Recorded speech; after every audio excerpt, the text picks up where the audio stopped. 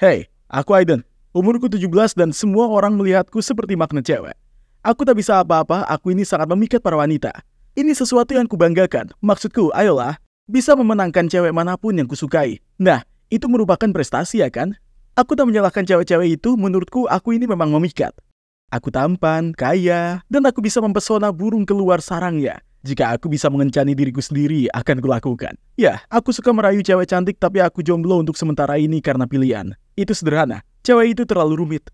Mereka awalnya manis dan lugu, tapi kemudian beberapa bulan jalan mereka jadi psikopat posesif, memeriksa ponselku, menuduhku selingkuh dari mereka. Dan ngambek kalau aku jalan dengan teman-teman bukannya nonton film komedi romantis bodoh dengan mereka. Aku percaya kalau hubungan berubah menjadi sepaya ini, maka tak perlu dipertahankan. Tapi, mantan pacarku yang terakhir, Simona, hampir tak mungkin diputuskan. Saat ku katakan padanya, aku tak lagi ingin bersamanya, dia menggila. 355 panggilan tak terjawab dan 1026 pesan tak berbalas, dan akhirnya dia paham petunjuk itu. Apalagi, dia mulai mengedarkan rumor di sekitar sekolah kalau aku membuatnya hamil, dan mencampakkan dia dan anakku yang belum lahir. Sepanjang sore ku habiskan menjelaskan ke kepala sekolah kalau kebohongan Mona bukan sesuatu yang aku sukai. Mona harus berhenti. Jadi ku telepon sahabatku yang terpercaya, si Gary, untuk menelepon. Oh, aku belum cerita pada kalian tentang Gary. Dia bukan sekedar teman. Dia adalah sobatku. Kapanpun aku butuh dia, dia akan muncul tanpa banyak tanya dan lakukan apa saja yang ku minta. Gary itu cowok pemalu dan agak kikuk, jadi mungkin itulah kenapa dia suka berteman dengan cowok cerdik sepertiku. Di kesempatan ini, ku berikan padanya pakaian polisi dan menyuruhnya pergi ke rumah Mona. Aku sembunyi di balik pagar dan melihat saat Mona membuka pintu untuknya. Mona tak mengenalnya. Malah dia benar-benar ketakutan saat Gary bilang padanya kalau dia terus memfitnahku. Dia harus ikut bersamanya ke kantor polisi. Dia menangis terseduh dan berjanji dia tidak akan pernah bohong lagi. Kemudian suatu hari, Gary datang padaku dan mengatakan dia butuh bantuanku. Tentu kawan, apa saja yang kau butuhkan? Dia bilang dia naksir seorang cewek, tapi dia tak tahu harus bagaimana untuk mendapatkan informasinya. Oh, cowok ini mulai jatuh hati ya. Gampang, serahkan saja padaku. Hari berikutnya kami pergi ke mall dan dia menunjukkan cewek ini. Ternyata dia cewek imut yang bekerja di toko pakaian. Liburan musim semi baru saja dimulai. Jadi aku punya rencana sempurna untuk membantu sohibku ini mendapatkan ceweknya. Ku bilang padanya untuk melamar pekerjaan paruh waktu di sana. Tapi dia langsung menolak, mengatakan kalau dia terlalu gugup untuk itu. Jadi hari berikutnya aku pergi ke toko dan menunjukkan bosnya CV-ku dan meminta pekerjaan. Tapi dia bilang di sana tak ada lowongan. Tiba-tiba ada cowok yang kerja di sana mendatangi kami dan mengajukan resign. Bingo, aku dapat pekerjaan itu. Iya, aku harus membayar cowok ini 2 bulan gaji sebagai ganti rugi karena mengundurkan diri. Tapi, ya, semua untuk sohibku dan aku tak punya apa-apa selain uang. Bagaimanapun, langkah pertama beres. Jadi, aku mulai kerja dan semua cewek yang kerja di sana langsung mengerubutiku seperti yang kubilang sebelumnya. Aku ini magnet cewek. Ya, semuanya kecuali cewek yang disukai Gary itu. Dia tampak tak peduli. Tapi aku berhasil mencari tahu namanya, yaitu Helen. Di hari berikutnya, ku habiskan banyak waktu hanya untuk mencoba bicara pada Helen untuk lebih mengenalnya. Tapi dia terus mengacuhkanku. Aku tahu aku perlu meningkatkan permainanku. Jadi saat aku tahu dia sedang lembur, kumanfaatkan kesempatan. Saat aku mengemas barang-barang di gudang, dengan sengaja kujatuhkan kotak di kepala bosku saat dia sedang lewat. Jangan khawatir, itu tak berat. Dia tak terlalu senang soal itu dan menyuruhku lembur berhasil. Bagus. Hanya ada aku dan Helen sendirian di toko. Dia tampak kelelahan, jadi ku berikan padanya air dan berkata, "Apa kamu capek? Pulanglah saja. Aku bisa mengambil alih untukmu." Dia melihat gelas air itu dan menyeringai. "Aku baik-baik saja. Apa kamu tak capek mengejarku dan tak membuahkan hasil? Aku tahu cowok macam apa kamu ini." Lalu dia berdiri, lanjut bekerja, dan benar-benar mengacuhkanku sekali lagi. Aku gagal. Waktunya untuk rencana B. Aku meyakinkan Gary untuk berpura-pura terkenal dan datang ke toko. Ku bilang padanya, aku akan membayar beberapa cewek untuk minta tanda tangannya dan berfoto saat dia masuk. Rencananya, dia akan meminta saran pada Helen. Dia akan sangat tertarik dan jatuh cinta padanya. Rencana yang sempurna, ha? Ya, itu tak berjalan terlalu baik. Dia muncul terlihat seperti badut sirkus. Ku bilang padanya untuk berpakaian cerah. Tapi aku bukan, maksudku, dia harus berdandan seakan dia baru saja mencuri pelangi. Tak ada satupun gadis yang dia bayar untuk mengusiknya muncul. Jadi dia hanya berdiri di sana dengan canggung dan Helen tak terlihat begitu terkesan. Cowok konyol ini. Apa aku harus melakukan semuanya untuknya? Jadi aku membuat rencana C. Kuputuskan untuk menculiknya. Cuma bercanda. Sebenarnya ku ajak dia ke pantai. Kami hanya ada si pagi hari itu, jadi saat kami selesai, ku tunggu dia di luar. Segera saat melihatnya, ku tarik dia ke mobil yang menunggu di sana dan menyuruh supirku untuk pergi. Dia tak terlalu senang dan mengancam akan telepon polisi. Ku bilang padanya untuk bersantai dan menikmati hari karena dia sudah bekerja keras. Pada akhirnya dia berhenti teriak dan bilang padaku sebaiknya ada es krim. Kami bermain air, mencari kerang, kalian tahulah, kegiatan pantai pada umumnya. Suasana hatinya membaik dan bisa kurasakan dia lebih nyaman berada denganku. Lalu kami duduk di pasir dan melihat matahari terbenam. Kulihat Helen melihat jam tangannya, kemudian memandangku. Ini sudah mulai malam, waktunya pulang. Tentu, tapi hey, bagaimana kalau lain kali kita beli jam tangan baru untukmu? Punyamu itu kuno sekali. Dia menggelengkan kepala. Tidak, tak apa. Ayah memberikannya padaku. Dia dulu laki-laki yang hebat, tapi saat umur 9 tahun, dia mulai minum-minum. Suatu kali ayah pulang ke rumah dan memukul ibu. Ayah pergi setelah itu dan tak pernah ku dengar kabarnya lagi sejak saat itu. Setelah hening sesaat, aku berkata, "Apa kamu merindukannya?" Dia tampak sedih saat berkata, "Memang." Tapi aku tak tahu apa aku bisa memaafkannya. Setiap kali aku memikirkannya, aku melihat jam tangan ini. Ayahku mengukir sendiri namaku di jam ini. Aku menenangkannya. Ya, jangan terlalu dipikirkan. Aku paham bagaimana rasanya kehilangan orang yang disayang. Ibu meninggal saat aku kecil, aku tinggal dengan ayah, tapi ayah hanya memberiku uang, bukan waktunya. Dia tak merawatku seperti yang ibumu lakukan untukmu. Aku melihatnya dan dia balik memberiku tatapan simpati. Tiba-tiba aku merasa hatiku berdebar. Helen adalah cewek yang manis.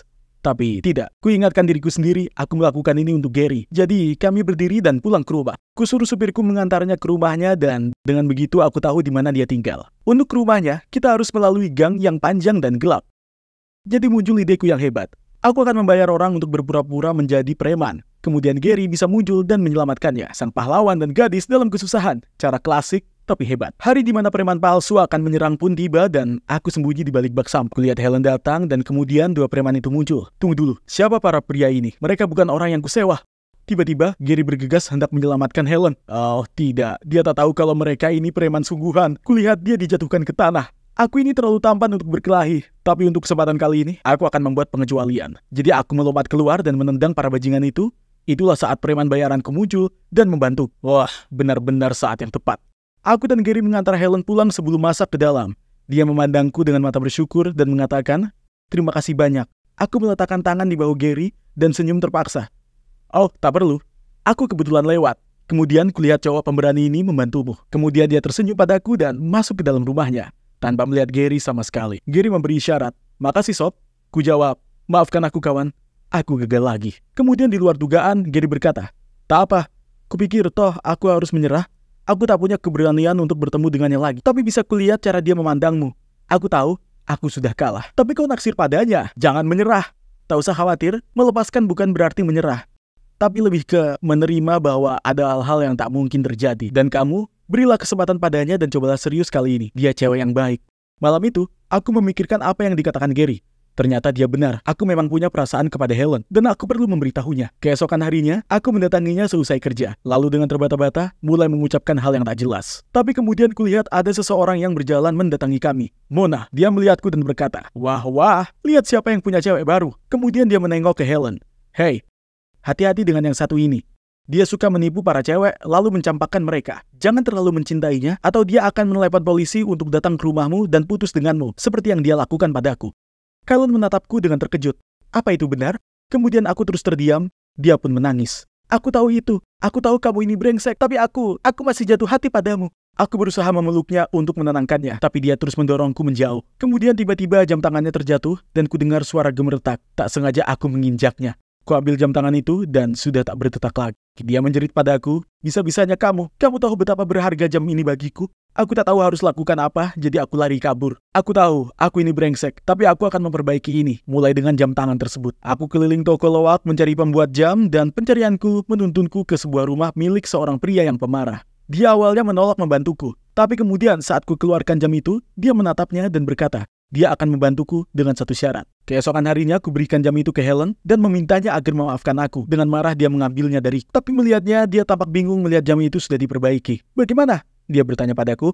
"Aku pergi menemui seseorang dan orang itu juga ingin meminta maaf padamu." Aku memberi isyarat agar dia berbalik. Si pembuat jam keluar dan wajah Helen kaget. Itu adalah ayahnya. Dia membentaknya. "Kenapa ayah kesini?" Aku tahu aku harus meredakan situasi, jadi kukatakan, "Saat aku pergi memperbaiki jam ini, dia menyadarinya dan memohon padaku untuk membantunya bicara padamu. Dia masih sangat mencintaimu." Ayah Helen berkata, "Helen, aku hanya ingin meminta maaf padamu dan ibumu. Selama 7 tahun belakangan ini, aku merasa sangat kesepian. Tolong maafkan aku agar aku tak harus menjalani hidup dalam penderitaan lagi." Jadi setelah percakapan yang panjang, mereka akhirnya bersatu kembali. Helen setuju untuk memaafkan ayahnya, hanya kalau beliau pergi ke rumahnya dan meminta maaf pada ibunya. Dan saat aku dan Helen, ya, dengan malu-malu dia berterima kasih padaku. Setelahnya dan tentu saja dia memaafkanku. Ku katakan padanya kalau aku mencintainya, lalu dia tertawa, memukul lenganku, dan kemudian memberitahuku dia juga mencintai. Jadi sekarang kami resmi pacaran. Aku mungkin saja magnet cewek, tapi sekarang aku lebih ke pria yang setia dengan satu wanita. Jangan khawatir para cewek, karena orang kepercayaanku, si Gary, masih tersedia untuk kencan dan dia sangat menarik. Berapa lama ini akan berlangsung? Sangat repot mengurusku. Lex, mulai hari ini aku akan menyimpan ponsel dan laptopmu. Kejam. Kaki digips bukankah hukuman? Maaf, kau tak layak berpendapat soal ini. Kalau sejak awal kau tak belikan anak perempuan kita sepeda motor jebakan maut, dia akan baik-baik saja. Ya, maaf karena memastikan dia tak tumbuh dewasa jadi membosankan seperti ibunya. Ya, ceramah lainnya tentang betapa tak bertanggung jawabnya aku malah akhirnya berubah jadi pertengkaran antara ibu dan ayah. Mereka hanya berhenti saat ibu perlu pergi dinas ke Mesir. Aku sudah selesai berdebat denganmu. Aku harus segera naik pesawat. Aku mengawasimu, nak. Jauh-jauh dari Mesir, itu cukup sulit. Ya, paling tidak ada ayah di sini, jadi aku tak akan sendirian. Esok paginya, aku terbangun melihat catatan tertempel di kulkas. Alex, aku akan syuting film terbaruku di Spanyol selama beberapa bulan. Ada kebijakan tak boleh ada telepon untuk menghindari informasi yang bocor. Jadi jika tak mendesak, jangan menelpon ayah, menyayangimu ayah. Serius? Memilih pekerjaan daripada aku? Kenapa aku masih terkejut? Itulah yang kau dapat saat kau punya ayah aktor terkenal di dunia dan ibu seorang fotografer pemenang penghargaan. Mereka jarang di rumah dan kapanpun mereka ada, mereka selalu saling bersih tegang. Semua menambah alasan lain untukku bergaul dengan geng bikerku. Aku suka sekali dengan motor, itu adalah satu-satunya hiburanku. Tapi itu juga bagaimana aku mencederai kakiku. Tapi pembelaanku, aku bisa lakukan trik itu dan memenangkan taruhan. Kalau bukan saja karena jalan bergelombang itu. Tapi tak satu pun dari sohibku menjengukku sejak itu. Bahkan tidak juga cowokku Black. Tapi yang benar-benar membuatku kesal adalah sekolah libur selama musim panas. Tapi aku hampir tak bisa bergerak. Jadi karena pikiranku bosan, aku mencari ide baru untuk menghibur diri yang mana bermain kamera tersembunyi di seluruh wilayah pinggir kota ini. Berkat kamera ibuku, aku bisa mengamati pasangan pengantin baru Cunninghams di sebelah kanan, keluarga Carpenters di sebelah kiri, beberapa rumah lainnya, dan Timmy kecil di seberang jalan.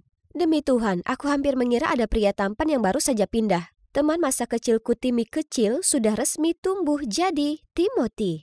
Dia terlihat seperti versi berotot dari Timothy Chalamet. Kemudian Tim tiba-tiba beranjak dari duduknya dan kami tak sengaja bertatap mata. Canggung. Terlihat keren ganteng. Dia bahkan makin tampan saat tersenyum. Oh, dia membalas. Bahkan lebih baik dari dekat. Itu berani sekali, Timmy. Sayang sekali. Sorry, payah. Awalnya Tim tampak bingung, kemudian dia melihat gipsku, dia langsung meninggalkan ruangan. Hah? Patah kaki sudah cukup untuk membuatnya kabur? Dia itu yang payah. Lalu bel pintu berbunyi. Hei, itu lama sekali. Kau di sini? Tentu saja, kau perlu melihat lebih dekat dan butuh bantuan tangan atau kaki. Ya, maksudku, bantulah gadis dalam kesusahan ini. Sejak saat itu, Tim datang setiap hari untuk membantuku keluar di sekitar rumah. Dia sangat membantu sekali dan bahkan berusaha mengendarai motorku supaya itu tak menganggur terlalu lama. Selain dari tubuhnya yang kekar, dia masih teman yang sama yang kukenal dulu. Kami bersenang-senang, main video game, dan nonton film bareng. Kau harus nonton Badis, filmnya gila. Sebenarnya aku kira kau akan suka Lady Bird. Cerita beranjak dewasa yang sungguh mengharukan. Tak mau. Ada Timothy Chalamet di dalamnya. Oke, boleh, tapi bagaimana kau tahu itu akan membuatku tertarik? Aku tahu saja, seperti bagaimana aku tahu kau mengamatiku dari waktu ke waktu, yang mana, ngomong-ngomong, itu sungguh menyeramkan. Ya, benar, seolah-olah dia tidak sengaja membiarkan tirainya terbuka saat berolahraga, tuan pemalu. Suatu hari seperti biasa, aku dan Tim sedang nongkrong saat tiba-tiba pacarku tersayang Black masuk dengan berisik. Sayang, kau tak akan percaya ini. Sedang ada perlombaan balap di Upper West Side. Kau harus datang. Apa yang sedang terjadi di sini? Hei, apa maksudmu hei? Siapa anak kecil manja ini? Oh, ini Tim. Tim, ini Black. Katakan hai. Hai, aku tak peduli. Kau kira kau sedang apa? Jaga mulutmu. Kau sudah mengacuhkanku berminggu-minggu dan sekarang kau muncul mengoceh tentang kontes balap jalanan yang bodoh? Kau bahkan tak ingat kalau kakiku patah, ya kan? Tapi, kau milikku. Black marah seperti banteng yang siap bertarung dan hendak melayangkan tinjunya ke Tim, tapi dia menghentikan tinjunya di udara. Black yang tampak kalah melarikan diri begitu lepas dari cengkraman Tim. Pengecut. Aku minta maaf ke Tim karena menyeretnya ke dalam kekacauan ini, dan anehnya dia tenang saja soal ini. Penasaran saja, bagaimana bisa kau dan Blake jadian? Dia ketua geng biker, jadi menurutku dia keren. Tapi jujur saja, aku tak pernah mengira hubungan kami akan langgeng, sama seperti pasangan lainnya. Bukti A, orang tuaku. Begitu ya, ayahku juga contoh yang bagus. Kemudian Tim mengungkapkan kalau ayahnya meninggalkan ibunya untuk wanita lain tahun lalu, yang mana sangat membuatnya kesal. Aku bisa paham sekali dengan kondisinya. Mungkin terkurung di rumah bukanlah hal yang terlalu buruk, karena kami jadi punya kesempatan untuk mengobrol banyak hal. Tapi pagi berikutnya, saat aku sedang bersantai di kamarku, sesuatu yang buruk menarik perhatianku. Sesuatu yang pirang. Sepertinya dia sedang mengembalikan hoodie kepada Tim. Teman macam apa yang meminjam hoodie? Dan saling bersikap seperti itu? Kita lihat saja dia akan bilang apa. Siapa si pirang itu? Apa yang dia lakukan di rumahmu hari ini? Apa? Siapa? Dia mungkin terlihat manis seperti kue stroberi, tapi jangan tertipu. Apapun jenis cinta yang kalian berdua pikir miliki akan segera pudar. Rasa manis itu akan jadi asam kapan saja. Tim hanya tertawa terbahak-bahak. Apa yang lucu? Apa yang membuatmu berpikir begitu? Kau bahkan tak tahu Annabelle. Kau tak percaya padaku? Lihat saja sendiri. Aku lalu tunjukkan padanya semua rahasia yang kuungkap di perkampungan kami yang terlihat sepi. Pertama-tama, pasangan dari rumah nomor 9 keduanya berselingkuh. Anak perempuan dari rumah nomor 11 memperalat cowoknya untuk menyembunyikan hubungan aslinya dengan cowok lain. Yang terakhir, keluarga Carpenters, yang tampak seperti pasangan serasi pinggiran kota. Sebenarnya punya kehidupan yang jauh dari bahagia karena kebiasaan minum-minum Tuan Carpenter. Kesimpulannya, tak ada yang namanya cinta sejati. Aku paham maksudmu, tapi di sisi lain, cinta yang tulus memang ada. Tim mengarahkan kamera ke arah keluarga Cunninghams. Aku tak percaya dengan aksi pasangan seperti itu. Kemudian suatu hari, Tim berkata dia harus bekerja lembur di perpustakaan untuk menyiapkan suatu acara hanya dengan, kalian bisa tebak, Annabelle. Aku harus sembunyikan amarahku saat kulihat Tim berkendara pergi dengan si pirang itu. Dengan tak ada hal lain untuk kulakukan, kuputuskan untuk mengintai keluarga Cunninghams. Astaga, bagaimana bisa mereka tampak sangat mesra selama ini? Aku ingin menghilangkan pikiranku akan Tim. Tapi semakin aku mengamati mereka, semakin aku memikirkan dia dengan Barbie itu. Itulah saat kulihat buku yang Tim pinjamkan untukku dari perpustakaan. Sepertinya sudah waktunya mengembalikan. Aku naik Uber ke sana, tapi di sana ada banyak orang juga. Kenapa Tim berkata kalau mereka akan berdua saja di sini? Wajah Tim berubah seperti The Screams saat dia melihatku. Tak mengira aku bisa pergi sejauh ini? Hai, jangan pedulikan aku hanya di sini untuk mengembalikan ini. Kau seharusnya berikan saja ini padaku. Oh ya Tuhan, tidak, aku tahu kau sedang sibuk dengan Annabelle, ya kan? Ya, bagaimana kau tahu namaku? Oh, kita lihat, kau mengingatkanku akan boneka seram yang juga mimpi buruk. Tim kemudian segera menyeretku pergi. Lihat, dia peduli padaku, bukan padamu, Annie. Namun, kesenangan itu langsung terganggu saat kulihat ada Blake di luar. Giliranmu untuk membayar. Tim segera berdiri di antara aku dan Blake. Tapi yang mengejutkan kami, Blake memberi aba-aba premannya yang sembunyi di dekatnya untuk menampakkan diri. Karena kalah jumlah, aku berusaha mencegah situasi jadi makin buruk. Ayo bersikap beradab, kita bisa selesaikan ini tanpa kekerasan. Kau benar sayang, kita bisa selesaikan ini dengan taruhan. Siapapun yang bisa lakukan trik yang membuat kaki Lex patah ditambah dengan Akira slide bisa memilikinya jujur dan adil. Yang kalah harus berlutut. Pertama, aku ini bukan trofi. Yang kedua, aksi itu sangat berbahaya, ya kan Tim? Tapi kedengarannya layak. Apa kalian berdua sudah kehilangan akal sehat? Tim melakukannya terlebih dahulu, dan meskipun gagal, dia berhasil mendarat tanpa cedera, sementara Blake mendarat di wajahnya. Tentu saja kegagalan itu membuat seluruh anggota geng sangat malu. Mereka langsung kabur. Tapi aku masih sangat kesal. Selamat, kau tak memenangkan apapun. Bukannya aku tak peduli padanya, aku cuma tak tahan lagi dengan kecerobohannya. Hari berikutnya aku terbangun mendengar bel pintu. Jadi, kenapa kau kesini? Maaf soal kemarin malam, tapi jika kau tinggal lebih lama, aku bisa saja memberitahumu. Kulakukan apa yang harus kulakukan karena aku suka padamu, gaya yang romantis. Aku tak ingat sejak kapan, tapi aku memang ingat betapa sedihnya aku saat kita tak lagi nongkrong bareng. Percaya atau tidak, aku hanya olahraga untuk membuatmu terkesan. Wah, apa? Tim menjelaskan bahwa tak ada yang terjadi di antara dirinya dan Annabelle. Mereka hanya teman kerja. Dan dia mengarang semua tentang berduaan bersamanya di perpustakaan hanya untuk melihat reaksiku. Bagaimana menurutmu aku bisa membuatmu percaya akan cinta? Tim, jangan konyol. Cinta bukanlah seperti yang ada di film-film. Itu hanyalah reaksi kimia sementara yang ada di otakmu yang membuatmu mengira kau sungguh-sungguh merasakannya. Ayolah, beri kesempatan. Tidak, lihatlah orang tuaku, ayahmu, dan semua keluarga di lingkungan ini. Jika kau bertanya padaku, perasaanmu padaku saat ini akan pudar sama seperti perasaanku terhadap Blake. Aku minta maaf, sudah buang-buang waktumu. Kukira aku cukup spesial bagimu untuk berani mengambil resiko. Sekarang aku tahu betapa kelirunya aku. Dia kemudian pergi tanpa berkata apapun lagi. Saat Tim menutup tirainya, jujur aku merasa sakit di dadaku. Ini untuk yang terbaik, ya kan? Aku tak bisa pungkiri rasa tak nyaman yang kurasakan tanpa Tim. Bukannya aku tak ingin kembali berbaikan, aku hanya tak tahu caranya. Melihat betapa bahagia dan senyumannya saat bersamanya, perasaanku makin tak nyaman. Apa ini yang mereka sebut cinta? Tidak. Ini tak nyata. Keluarga yang terlihat bahagia sebenarnya tak bahagia, dan keluarga Cunninghams hanya pandai berpura-pura. Apa itu yang kudengar? Apa mereka bertengkar? Kulihat si suami tiba-tiba memukul tembok dengan penuh amarah, lalu mendorong si istri. Aku tak lagi melihat mereka, tapi bisa kudengar keributan besar di sana. Apa yang sedang terjadi? Panik, aku langsung menelpon polisi. Tunggu dulu. Itu artinya pernikahan bahagia mereka hanya pura-pura. Aku bersemangat menyeberangi jalan untuk memberitahu Tim soal penemuanku, lalu menyeretnya ke halaman depan keluarga Cunninghams. Namun, saat polisi datang, mereka berdua menjawab di pintu dengan sangat baik-baik saja. Ternyata mereka sudah tahu soal pengintaianku dan sangat terganggu soal itu. Mereka memutuskan untuk mengerjaiku. Hebat, tetanggaku yang curiga juga menyaksikan cobaan yang memalukan ini. Tapi bagian terburuknya adalah melihat rasa kecewa di wajah Tim. Kau harus berhenti bersikap sangat keras kepala, tak semua keluarga seperti keluargamu. Aku tak bisa berkata-kata, bahkan saat polisi memberiku peringatan.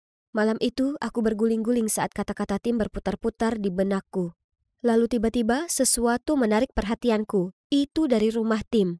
Ada lampu senter yang bergerak-gerak. Ku coba menelpon Tim, tapi dia tak menjawab. Tentu saja dia pasti tertidur pula saat ini. Memanggil polisi tak ada gunanya karena insiden memalukan yang baru saja terjadi.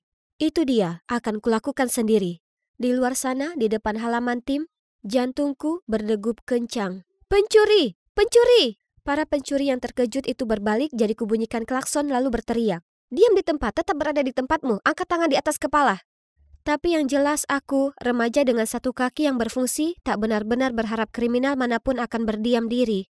Mereka segera menangkapku, dan tepat saat kukira hidupku akan berakhir, lepaskan dia. Tim, syukurlah. Tetangga yang lain juga datang dan menghentikan para pencuri ini. Tim menelpon polisi dan kali ini mereka langsung meluncur ke lokasi kejadian. Phew, itu sungguh gila. Nyonya Jones, ibu Tim, berterima kasih padaku dan mengundangku untuk menginap malam itu. Baik sekali beliau, meskipun ia terbahak-bahak saat kujelaskan situasi yang terjadi dengan keluarga Cunninghams. Saat Tim pergi mengambil minuman untuk kami, ia bertanya padaku kenapa aku sendirian di kondisi seperti ini. Jadi kuceritakan semua tentang keluargaku. Berbeda dengan reaksinya barusan, ia menunjukkan simpati padaku. Dari pengalamannya, cinta tak selalu memiliki akhir yang bahagia.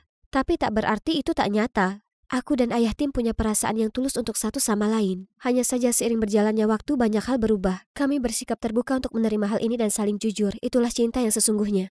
Aku tak akan mengubah apapun dan tetap jatuh cinta padanya meskipun tahu bahwa pada akhirnya kami akan berpisah. Karena dengan begitulah aku mendapatkan Tim, cinta sejati kedua dalam hidupku. Kata-katanya sangat mengena. Mungkin aku telah salah mengartikan cinta.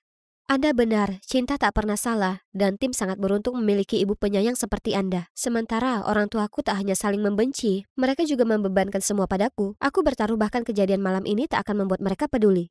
Aku paham maksudmu, tapi kenapa tak kau coba saja? Reaksi mereka mungkin akan membuatmu terkejut.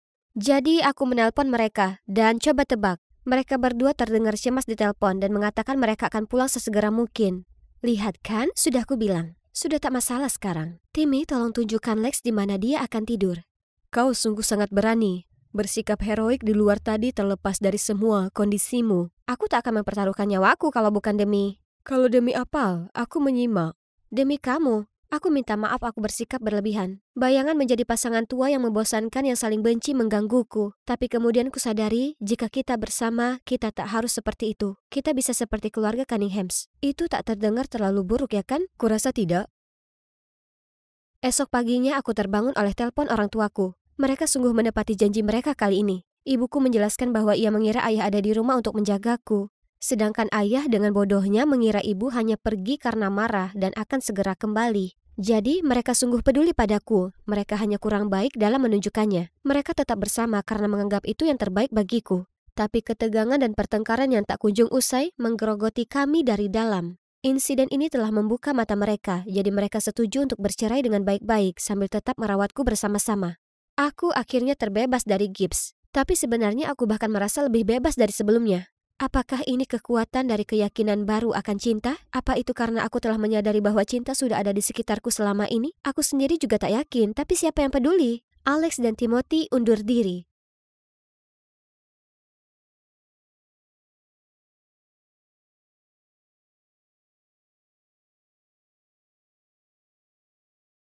Aku sedang berada di sebuah pesta yang ramai menunggu seseorang yang menentukan aku menang taruhan dengan sepupuku atau tidak. Lupakan mantanmu yang bodoh itu. $50 kalau kau dapat nomor cowok berikutnya yang jalan melewati pintu itu. Oh, ini dia targetku. Aku segera mendekatinya, tapi tersandung dan kami berciuman. Aku bisa rasakan rasa anggur di bibirnya. Aku segera mendorongnya menjauh dan berdiri.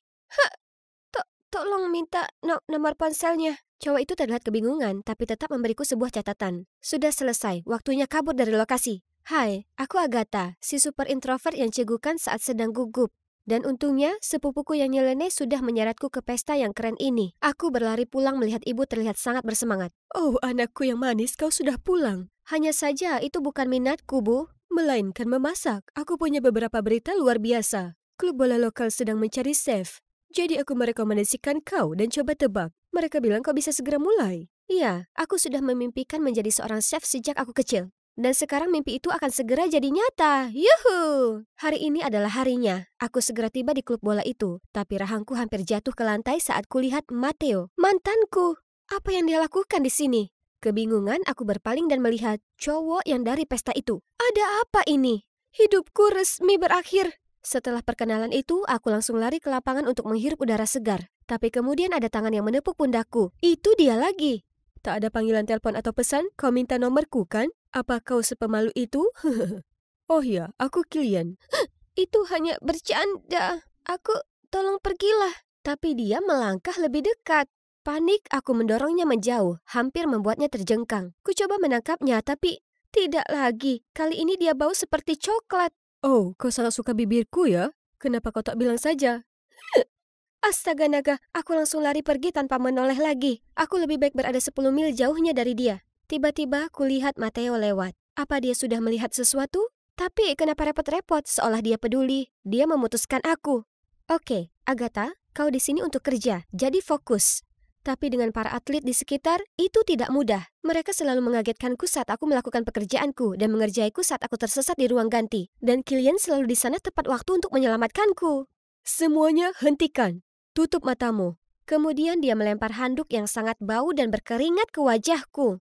Iu. Ditambah, anak sialan itu paling pilih-pilih makanan di planet ini. Dia terus saja mengeluh tentang makananku dan minta ku masakan yang lain. Silahkan. Aku mengurangi tepung untuk membentuk otot. Akan kusingkirkan pastanya. Ups, aku lupa. Aku alergi laktosa. Baiklah, tanpa keju. Ayam yang malang. Aku tak bisa makan itu. Jadi, apa kau alergi dengan piring juga? Sementara anggota tim yang lain jauh lebih mudah, terutama Matteo. Kami dulu pacaran, jadi aku cukup tahu seleranya. Ku beri kau ekstra daging babi, kesukaanmu. Aku tak suka daging babi. Aku benci babi. Tak lama, Kilian ikut nimbrung. Sebaiknya kau fokus saja kepadaku. Kita bisa bahas menuku secara pribadi. Sebelum aku bisa berkata apapun, dia sudah memberiku sebuah catatan. Aku dan dia sendiri? Itu aneh, tapi mempelajari kebiasaan makannya akan membantu pekerjaanku, ya kan? Tidak kesalahan besar. Kilian punya daftar pantangan yang tidak masuk akal. Garam tak boleh lebih dari 2,5 gram setiap hari. Semua diberi mayones, tak mau jamur, dan spaghetti tanpa saus tomat. Apa dia baru saja turun ke bumi? Dan selama waktu makan, cowok ini terus saja tersenyum dan menatapku. Kau suka padaku atau bagaimana? Ada sayuran di gigimu, kawan. Oh astaga, aku langsung berlari ke kamar mandi, tapi Kilian mengejarku, membawa segulung wol. Apa ini punyamu? Aku menatap ke bawah melihat benang wol terlepas dari tepian bajuku. Oh astaga, kuharap bumi menelanku bulat-bulat saja saat ini. Yang mengejutkan, Kilian meletakkan jaketnya padaku. Itu keren. Berikutnya dia memergokiku terpesona padanya. Jadi aku langsung pura-pura memainkan ponselku. Hehehe, cuma mau memecahkan level 9674 di Candy Crush. Anehnya, selama beberapa hari berikutnya, Matteo mulai bersikap baik padaku. Terlalu baik. Masakanmu selalu yang terbaik. Besok, bisakah kau buatkan aku bakwan sayur yang biasa kita makan sama-sama? Dia masih ingat itu? Astaga, dia membuat jantungku berpacu. Aku berlari ke dapur dan memutar musik untuk menenangkan diri. Segera, kudapati diriku sendiri menyanyi dan menari mengikuti irama musik. I promise that you'll never find another like me. Mamma mia! Berapa lama dia di situ? Kebingungan, aku tak sengaja tersulut. Kilian segera datang dan memegang tanganku. Kau tak apa? Kau bahkan tak bisa mengurusi dirimu sendiri. Kemudian dia memaksa menyelesaikan pekerjaanku dan bahkan menyiapkan sajian untuk kami. Wah, punggungnya yang bidang. Bukankah dia cukup menarik saat sedang masak? Kami bicara banyak dan ternyata kami punya banyak sekali kesamaan. Di balik rayuannya, dia sebenarnya lembut, peduli, dan juga pendengar yang baik.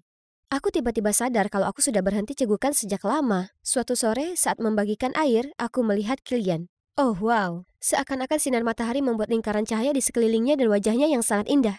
Tunggu dulu, kenapa aku tersenyum? Tiba-tiba, ada cewek berpenampilan mewah datang mendekat. Kilian, kenapa kau tak membalas pesan-pesanku? Kau menggantungkan aku semalaman. Lihat, aku jadi dapat lingkaran hitam sekarang. Itu gara-gara kamu. Aku pergi beranjak, tapi entah dari mana, Matteo menarikku ke sudut. Kenapa kau dekat sekali dengannya? Dia hanya mempermainkanku. Hah? Apa maksudmu? Dia bersaing denganku dalam segala hal. Aku dingin padamu untuk melindungimu. Sekarang dia tahu kau penting bagiku, dia akan menyakitimu. Untuk menyakitiku. Kurasa dia hanya berusaha bersikap baik. Ayahnya adalah sponsor terbesar di klub kami. Kau sungguh mengira dia ingin bergaul dengan orang seperti kita? Sementara Sloan yang keluarganya punya rumah sakit di negara bagian ini ada di sini? Aku tak tahu apa yang harus dipercaya lagi. Namun demikian, aku harus akui mereka terlihat seperti pasangan sempurna. Suatu kali saat sedang memegang nampan kopi, dengan kikuk aku menabrak Sloan. Apa kau buta? Mengapa mereka membiarkan orang bodoh bekerja di sini? Ayo Sloan, kau menabraknya. Dia memang tampak baik padaku. Mungkin Matteo telah salah paham? Kemudian suatu kali aku melihat mereka berdua bertengkar dan Kilian bahkan mendorong Matteo. Ku coba untuk mengintervensi, tapi mereka menepisnya. Apa yang terjadi di antara mereka? Beberapa hari kemudian, aku kembali dari toko untuk menemui kepala pelatih yang penuh amarah. Jelaskan padaku, kenapa Matteo bisa masuk rumah sakit karena makan makananmu? Apa? Kenapa? Hentikan! Kau dipecat! Kepalaku berputar-putar dalam sejuta lingkaran. Aku tak lakukan kesalahan. Aku sedang mengemasi barang-barangku saat Sloan muncul. Wah, sepertinya Nona Muffet ini bertemu pasangannya. Hanya perlu trik sederhana untuk menyingkirkanmu dan sikap palsumu yang memelas. Berhentilah memimpikan Kilian, kau itu tak selepel dengan kami. Tunggu, kami? Siapa yang bersamamu? Tapi Sloan hanya menyeringai dan melenggang pergi. Itulah saat ingatan akan Kilian dan Matteo bertengkar muncul di pikiranku. Jadi, Kilian pasti bersekongkol dengan Sloan untuk mencelakakan Matteo dan hancurkan karirku dalam prosesnya. Beraninya dia. Tetap saja, dia masih punya nyali untuk mengirimiku pesan seolah tak ada yang terjadi. Agatha bodoh. Kau harus dengarkan Matteo sejak awal dan jauh-jauh dari Kilian. Aku menjenguk Matteo di rumah sakit, tapi dengan dingin dia mengusirku. Itu persis seperti ketika hari dia memutuskanku.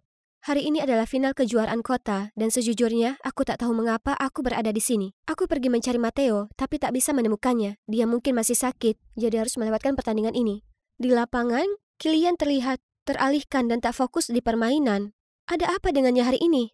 Kilian, sayangku. Wanita itu duduk di sampingku, terlihat gugup dan terus merasa gelisah. Aku bicara dengannya dan akhirnya tahu kalau dia adalah ibu Kilian. Dia memberitahuku berita mengejutkan. Adik perempuannya hilang. Dia diancam untuk membuat tim mereka kalah. Atau dia tak akan melihat adiknya lagi. Kilian menghadapi gol, tapi dia tak menendang. Sebaliknya dia memberikan umpan ke pemain lain yang kemudian mencetak gol. Para penonton bersorak-sorai dalam kemenangan, sementara para pemain lain merayakan gol tersebut bersama Kilian. Wajahnya jadi pucat pasi. Seperti yang sudah diperkirakan, ancaman terus berdatangan. Aku tak bisa hanya duduk dan berdoa, jadi kutanya ibu Kilian untuk mendapat lebih banyak petunjuk. Dia memperdengarkan rekaman putrinya kepadaku. Kupasang telingaku untuk menyimak dan mendengar suara berisik. Peekaboo, peekaboo. Aku tahu suara itu. Itu burung beo Matteo. Bu, saya tahu siapa yang berada di balik ini. Itu Matteo. Apa? Aku bisa maklumi keracunan makanan palsu. Tapi beraninya dia sakiti klienku? Katakan sekali lagi, Sloan. Dia memintaku untuk memalsukan dokumen medis dan kupikir itu juga akan membuatmu keluar. Jadi aku setuju. Tapi bagaimana dengan adik klien? Itu tak ada hubungannya denganku. Aku bersumpah. Kami bergegas ke rumah Matteo. Butuh waktu lama sekali untuknya untuk membuka pintu. Matteo, apa kau baik-baik saja sekarang? Aku banyak berpikir tentang kita dan menyadari betapa pentingnya kau bagiku. Dan aku tak ingin kehilanganmu lagi, Matteo. Bisakah kau... Oh, tolong, berkacalah. Aku hanya pacaran denganmu untuk bersenang-senang. Kau benar-benar berpikir aku menyukaimu? Dan kumohon, tak ada daging babi untukku. Apa kau sungguh-sungguh berpikir aku ingin kau kembali setelah hal-hal keji yang kau lakukan padaku dan Kilian? Kilian, terima kasih untuk si aneh itu yang telah mendatangiku untuk mengatakan yang sebenarnya. Menyedihkan sekali dia mengambil sisaku. Itu kau, bodoh? Kemudian dia cerita bagaimana ia menyusun seluruh rencana ini untuk hancurkan karir Kilian. Karena rasa iri yang dipicu saat ia mengunjunginya di rumah sakit dan mengatakan untuk tidak khawatir melewatkan pertandingan karena mereka punya strategi untuk menutupi ketidakhadirannya. Dan tim tetap akan tampil dengan baik. Aku bukan pion yang bisa dengan mudah ditendang. Itu harapanmu. Kau memang menyedihkan. Tepat pada saat itu, Sloan muncul bersama gadis kecil itu. Ayo kita pergi, tak ada waktu lagi. Kau mau kemana, Agatha? Akui saja, kau masih tergila-gila padaku. Maaf, Agatha yang dulu tak bisa menerima telepon sekarang. Kenapa? Oh, karena dia sudah mati. Setelahnya, kami segera ke stadium. Di sana, aku meneriakkan nama Kilian dan mengangkat tangan adiknya. Dia tampak kaget melihat kami, lalu kemudian mengangguk dan tersenyum. Setelahnya, dia bermain seperti seorang profesional dan memimpin timnya menuju kemenangan. Dia bahkan dianugerahi pemain terbaik. Sebuah kehormatan menerima gelar ini dan saya ingin menyebut seseorang yang penting. Tanpanya, hal ini tak akan terjadi. Agatha, terima kasih banyak. Kamera yang tak terhitung jumlahnya mengarah padaku. Kemudian dia bergegas menyeretku ke sudut di mana ku ceritakan semuanya. Aku tahu Matteo brengsek, tapi aku tak menyangka dia seburuk itu. Tapi jangan khawatir, kita lihat saja bagaimana dia dicekal permanen dari klub sepak bola. Agatha, aku ingin memberitahumu kalau aku telah menemukan sesuatu yang sama pentingnya dengan sepak bola. Kamu. Dia kemudian meraih wajahku dan menempelkan bibirnya ke bibirku. Akhirnya, kami sah berciuman, dan itu sungguh ajaib.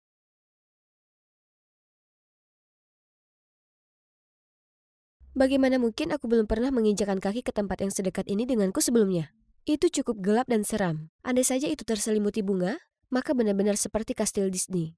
Oh, ada seseorang di sini. Aku pergi untuk menyapa hai, tapi dia tidak terlihat ramah. Pergi dari tempat menyeramkan ini sebelum tempat ini menyedot nyawamu, gadis muda. Jadi itu artinya kau tak lagi bekerja di sini? Pelayan itu menggelengkan kepalanya sebelum bergegas pergi. Ini dia kesempatanku. Hai guys, Jocasta di sini. Dan kastil mirip Dracula ini tak lain tak bukan milik Tuan Joseph William. Kalian tanya siapa dia? Aku juga penasaran. Yang ku tahu dia itu kreditur orang tuaku. Dan aku di sini untuk memintanya memperpanjang tenggat waktu untuk hutang mereka. Tapi karena salah satu pelayannya baru berhenti, aku bisa bekerja di sini untuk membayar hutang, ya kan? Halo, aku Jocasta, pelayan baru Anda. Tak ada jawaban, apa masuk saja? Kalau begini ini salah pelayan lama karena membiarkan gerbang terbuka. Jadi aku harus temukan jalan masukku sendiri. Halo, aku pelayan yang baru. Tuan, apa Anda di sini? Tidak, tak di sini. Juga tak di sini. Apa ia masih tidur di jam ini? Oh, di sana ia rupanya. Hah? Ia tak tua dan berambut kelabu seperti bayanganku. Aku memperkenalkan diriku, kemudian dia kembali ke lukisannya dan dengan dingin berkata, melunasi hutangmu? Baiklah, mari kita lihat seberapa lama kau akan bertahan. Tapi camkan saja, jangan pernah membuatku marah. Oh Tuan, Anda tak perlu khawatir apapun. Aku bahkan tak akan memperhatikan Anda. Tapi ternyata dia bukannya tak mengkhawatirkan apapun. Dia sebenarnya sungguh sulit. Tirai harus tetap tertutup di malam hari. Sama sekali tak boleh ada suara gaduh. Dan tempat tidurnya sangat terlarang. Siapa yang memberimu izin untuk duduk di sini? Aduh, aku lupa. Aku harus tetap menjaga jarak 3 meter darinya sepanjang waktu, bahkan saat makan. Akhirnya waktunya beristirahat. Meski aku sudah bekerja di sini beberapa hari, aku masih belum terbiasa dengan aturan konyol Tuan Joseph. Hah? Apa itu yang menatapku? Ah! Tikus! Ada tikus, tolong! Apa yang membuatmu menjerit di jam seperti ini? Beraninya kau mengganggu tidurku? Tuan, selamatkan aku. Itu dia. Itu datang. Dia berdiri gagah seperti satria, siap melawan sang binatang buas. Lihat dadanya yang bidang, rambutnya, wajahnya yang tegas, dan setiap gerakannya begitu halus. Tikus menjijikkan itu akhirnya lari ketakutan. Sungguh melegakan. Kau meributkan hal yang tak penting. Pindahlah ke ruang lain besok. Yang ini terlalu kumuh. Jika dilihat lebih dekat, tuanku yang cerewet ini terlihat cukup tampan, bukan? Ya, tinggal di sini tidak terlalu buruk setelah aku memahami peraturannya. Bawakan aku secangkir teh. Ya Tuan, silahkan. Berikan padaku. Hah? Apa kami sudah tak melakukan jarak aman sekarang? Dengan bersemangat ku berikan padanya cangkir teh itu, tapi dia melewatkannya dan teh tumpah ke sekujur tubuhnya. Si bodoh ceroboh! Apa kau tak bisa lihat apa yang sedang kau lakukan? Dengan segera kuusap noda di bajunya dan minta maaf sebesar-besarnya. Tapi dia meraung lagi. Stop! Beraninya kau sedekat ini denganku! Keluar! Astaga, temperamennya berubah seperti cuaca. Panas dingin, panas dingin. Apapun, aku akan pulang saja kalau begitu. Memang tak ada tempat seperti di rumah. Oh, nyamannya. Kuceritakan pada Judy sahabatku tentang mingguku bekerja di kastil. Tertarik mau ikut denganku suatu saat? Tidak, tak mau. Apa kau tak lihat ada sesuatu yang aneh di sana? Kemudian Judy mengatakan ada rumor bahwa seorang ilmuwan gila dulu tinggal di sana, dan manusia serigala juga. Karena lolongan mengerikan bisa didengar saat bulan purnama. Kau harus berhati-hati, ada alasan kenapa tak ada seorang pun pergi ke sana. Oh tidak, itu hari ini. Serigala melolong di bawah bulan? Lupakan, Judy hanya bersikap kekanakan. Siapa yang masih percaya fiksi semacam itu? Pastinya bukan aku. Jadi, tada, aku kembali lagi. Jujur, aku butuh pekerjaan ini. Aku tak bisa biarkan dia memecatku. Bahkan jika harus memohon di kakinya. Tapi, di mana dia?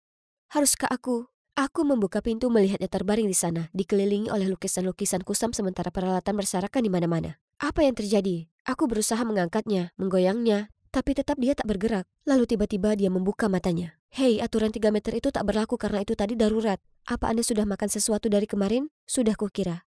Jika Anda ingin mendebakku sekarang, Anda tak akan makan apa-apa. Sejak insiden itu, Joseph tampaknya lebih tenang. Dia berhenti mengancamku dengan aturannya dan membiarkan aku mengoceh. Suatu kali, saat aku tidur siang di sofa setelah bersih-bersih, dia bahkan letakkan selimut padaku. Aku belum tertidur pulas, Tuan sayang. Lalu suatu hari ada wanita paruh baya muncul di gerbang. Dia perkenalkan diri sebagai ibu Joseph dan memberinya hadiah seekor burung cantik. Tapi dia tak masuk ke dalam dan hanya berkata dengan sinis. Oh, putraku punya pelayan baru lagi? Anak aneh ini. Aku kasihan padamu, gadis malang. Aku membawa burung itu ke Joseph dengan bersemangat memberitahunya kalau ibunya baru mampir. Lihat sungguh indah hadiah yang beliau berikan pada Anda. Indah? Wanita itu cuma mengejekku. Aku terjebak di tempat ini seperti burung di dalam sangkar. Kurasa ini hadiah yang sangat pengertian. Sepertinya Anda suka melukis burung. Berhentilah mengorek-ngorek, ini bukan urusanmu. Oke, aku minta maaf. Tapi ini pilihan Anda sendiri untuk mengisolasi diri Anda dari dunia luar. Ikut saya, ada sesuatu yang istimewa untuk saya tunjukkan. Oh, tempat ini masih secantik saat pertama kali aku datang ke sini. Sepertinya Joseph juga terpesona. Lihat kan, dunia ini indah. Anda hanya harus melihat. Kami sedang berjalan menyusuri jalur bunga yang bermekaran. Lalu tiba-tiba, dia datang. Serigala itu, serigala. Kemudian para tukang kebun itu langsung terburu-buru karena panik. Apa yang sudah kuperbuat padamu, kau bodoh? Indah katamu? Kemudian Joseph bergegas pergi. Aku berusaha mengejarnya tapi, aduh, aku tersandung batu. Oh, ini sakit, sangat sakit. Kalau begitu biar kuoleskan krim antiseptik ini. Tidak, itu hanya akan memperparah. Mungkin melakukan sesuatu yang seru bisa meringankan sakitnya. Aku akan teralihkan dari hal ini. Tolong, bisakah kita nonton film? Dan tentu saja dia tak bisa menolak. Ups, canggung. Jelas aku tak memikirkannya dengan matang saat memilih film komedi roman ini. Penasaran apa yang sedang dipikirkan tuanku? Oh astaga, tak perlu jadi begitu emosional. Penampilannya yang menakutkan mengejutkanku. Matanya memutih, mulutnya menggeram seolah-olah ingin memakanku hidup-hidup. Aku berusaha tetap tenang untuk bertanya padanya apa yang terjadi. Tapi Joseph seperti orang gila. Dengan panik merusak barang-barang dan meraung. Hentikan Joseph, tolong jangan lakukan itu. Ah, lenganku. Menyadari kalau dia baru saja menyakitiku, Joseph tampak kembali tersadar. Dia lalu lari kabur karena panik. Dengan cepat aku memeluknya. Tidak apa-apa, tenanglah. Setelah dia merasa lebih baik, dia mulai ceritakan padaku rahasia terbesarnya. Sejak kecil, ia punya kesulitan kendalikan emosinya, yang seringkali berujung pada ledakan amarah. Belakangan, bulan juga memicu reaksi ini, setelah ayah tirinya meninggal di malam bulan purnama. Dan itu kemudian jadi trauma, karena Joseph takut dia menjadi penyebab kematiannya. Itu juga penyebab ketegangan antara dia dan ibunya. Kurasa aku terlahir dengan kondisi aneh ini. Sebagai anak, ayah tiriku biasa memberiku obat untuk mengendalikannya. Ayah tirinya terbiasa memberinya pil? Judy juga menyebutkan seorang ilmuwan gila yang dulu pernah tinggal di sini. Apakah itu? Aku harus cari tahu. Suatu malam, aku menyelinap masuk ke dalam kamar yang Joseph larang aku untuk masuk. Saat mencari-cari, kutemukan rekaman yang memperlihatkan padaku semua rencana mengerikan ayah tirinya. Untuk secara teratur memberi Joseph pil penambah tenaga sebagai percobaan. Dan juga membawanya ke pegunungan untuk menguji suatu penemuan baru yang gila. Apa-apaan itu? Tapi aku tak bisa memberitahu Joseph langsung. Dia harus stabil terlebih dahulu secara mental. Jadi, kumulai dengan membawanya jalan-jalan. Dan saat dia cukup nyaman, kusarankan kami jalan ke pusat kota untuk berbelanja. Dia seperti landak yang selalu menusuk-nusuk setiap kali ada orang yang tak sengaja menyentuhnya. Tapi tentu saja, aku tahu cara menjinakkan sang tuan yang pemarah ini. Seperti ini. Ini dia. Kemudian kami mulai merapikan dan mendekorasi ulang seluruh kastil untuk hidupkan suasana tempat ini. Ketika kami sampai di kamar ayah tirinya, dia tampak sedikit ragu-ragu. Sudah lama sekali, ruangan ini juga perlu dibersihkan. Jika tidak, perabotannya bisa rusak. Apa kau tahu tentang video ayah tirimu? Bagaimana kau tahu? Kemudian Joseph mencari kartu memori, lalu memberikannya kepadaku. Aku sangat takut jadi kusembunyikan dan tidak pernah berani melihatnya. Aku pernah ingin menghancurkannya, tapi setelah dipikir-pikir, foto ini berisi foto-foto terakhir ayah tiriku. Jadi aku selalu menyimpannya di sini. Hah? Bukan ini yang kumaksudkan. Jadi ada video lain selain yang kulihat? Ini mungkin bisa menjelaskan semuanya. Jika Anda tidak keberatan, bolehkah saya menonton video itu? Saya cukup penasaran. Sejak hari itu kami tidak pernah membicarakan video itu lagi. Sebagai gantinya kami berjalan-jalan, memasak, dan bermeditasi bersama. Dan jadwal hari ini adalah pameran seni ini. Lihatlah wajahnya yang terkejut. Lukisan itu terlihat familiar ya kan? Jangan bilang Anda tak mengenali karya Anda sendiri. Tampaknya setiap lukisan menceritakan sebuah kisah. Saya tak sabar untuk mengetahui siapa artisnya. Mereka haruslah orang yang berpengalaman dan mendalam. Saya tahu pujian ini akan membantunya menghapus keraguan dirinya. Sepulang dari pameran, kami mencium aroma sedap yang berasal dari ruang makan. Siapa itu? Itu Ibu Joseph. Joseph tampak terkejut dengan kehadiran ibunya, tetapi aku tidak, karena aku adalah sutradara di balik adegan ini. Bahkan diam-diam aku memintanya untuk menyelenggarakan pameran itu. Menonton video itu menjelaskan segalanya. Pada malam yang diterangi cahaya bulan itu, ilmuwan gila tersebut membawa Joseph ke pegunungan untuk menguji efek ramuan penambah kekuatan super.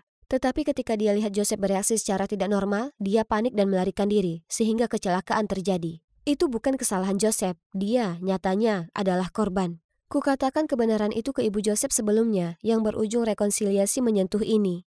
Sekarang setelah semuanya jelas, mereka telah melepaskan beban di hati mereka. Ibunya memutuskan pindah ke sini untuk membantunya mengatasi trauma akan bulan bersamaku. Oh, dia juga cerita padaku tentang dia menjatuhkan cangkir teh dengan sengaja sebagai alasan untuk menjauhkanku agar aku aman. Betapa manis dan perhatiannya dia. Oh, siapa yang membiarkan tirai ini terbuka? Aku bergegas menutupnya ketika tiba-tiba ada tangan menyentuh tanganku dengan lembut. Sebelum kau datang, aku sungguh tak mengira kalau aku akan punya keberanian menghadapi cahaya bulan. Tapi Jocasta, dengan adanya dirimu di sisiku sekarang, segalanya terasa mungkin.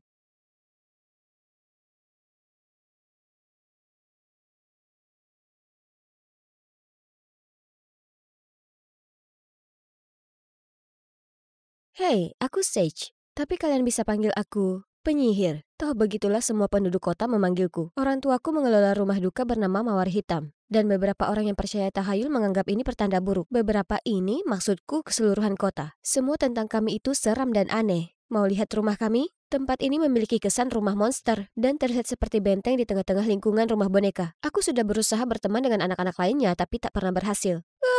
Jangan makan cookies itu beracun. Terlepas dari itu, ibu dan ayah menganggap pekerjaan mereka berarti dan berusaha keras untuk itu.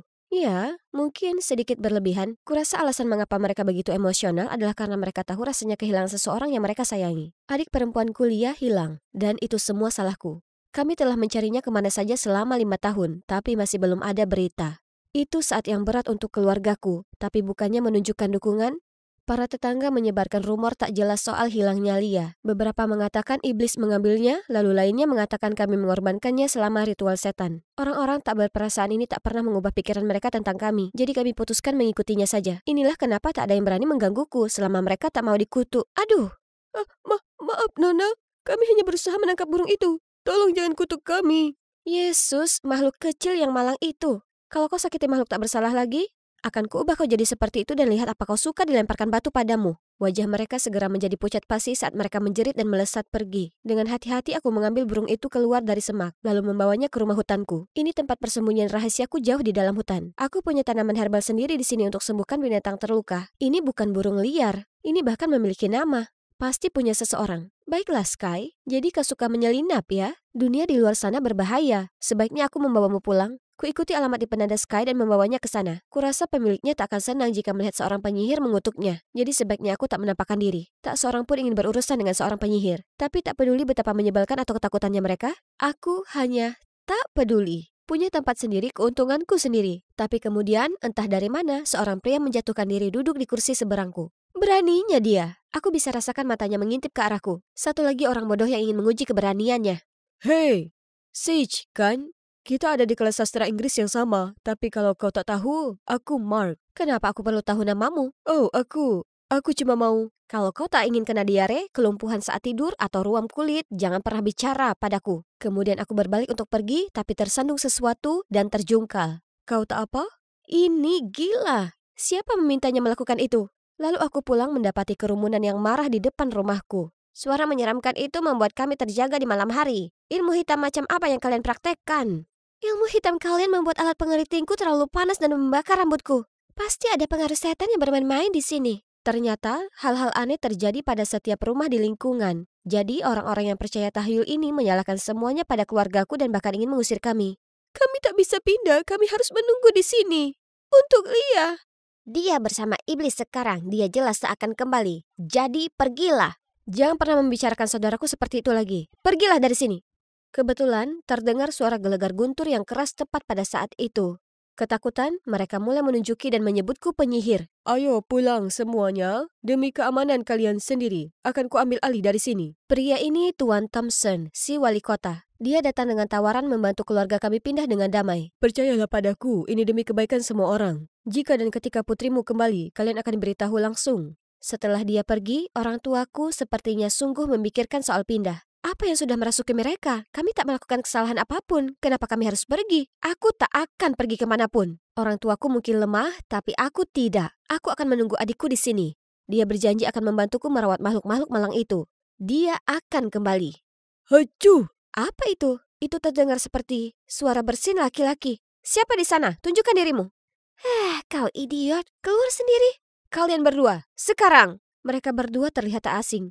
Benar, mereka Meg dan Nick. Dua sahabat terkenal di sekolahku. Ternyata, mereka juga penasaran dengan fenomena aneh yang terjadi di rumah Meg. Mereka ingin lihat apa aku sungguh gunakan sihir untuk menyebabkan semua itu. Kami tak menyangka akan melihatmu menyembuhkan hewan di sini. Kenapa kau biarkan orang-orang mengira kau ini penyihir? Mereka boleh panggil aku penyihir, alien, atau apapun. Aku tak peduli, selama mereka biarkan aku sendiri.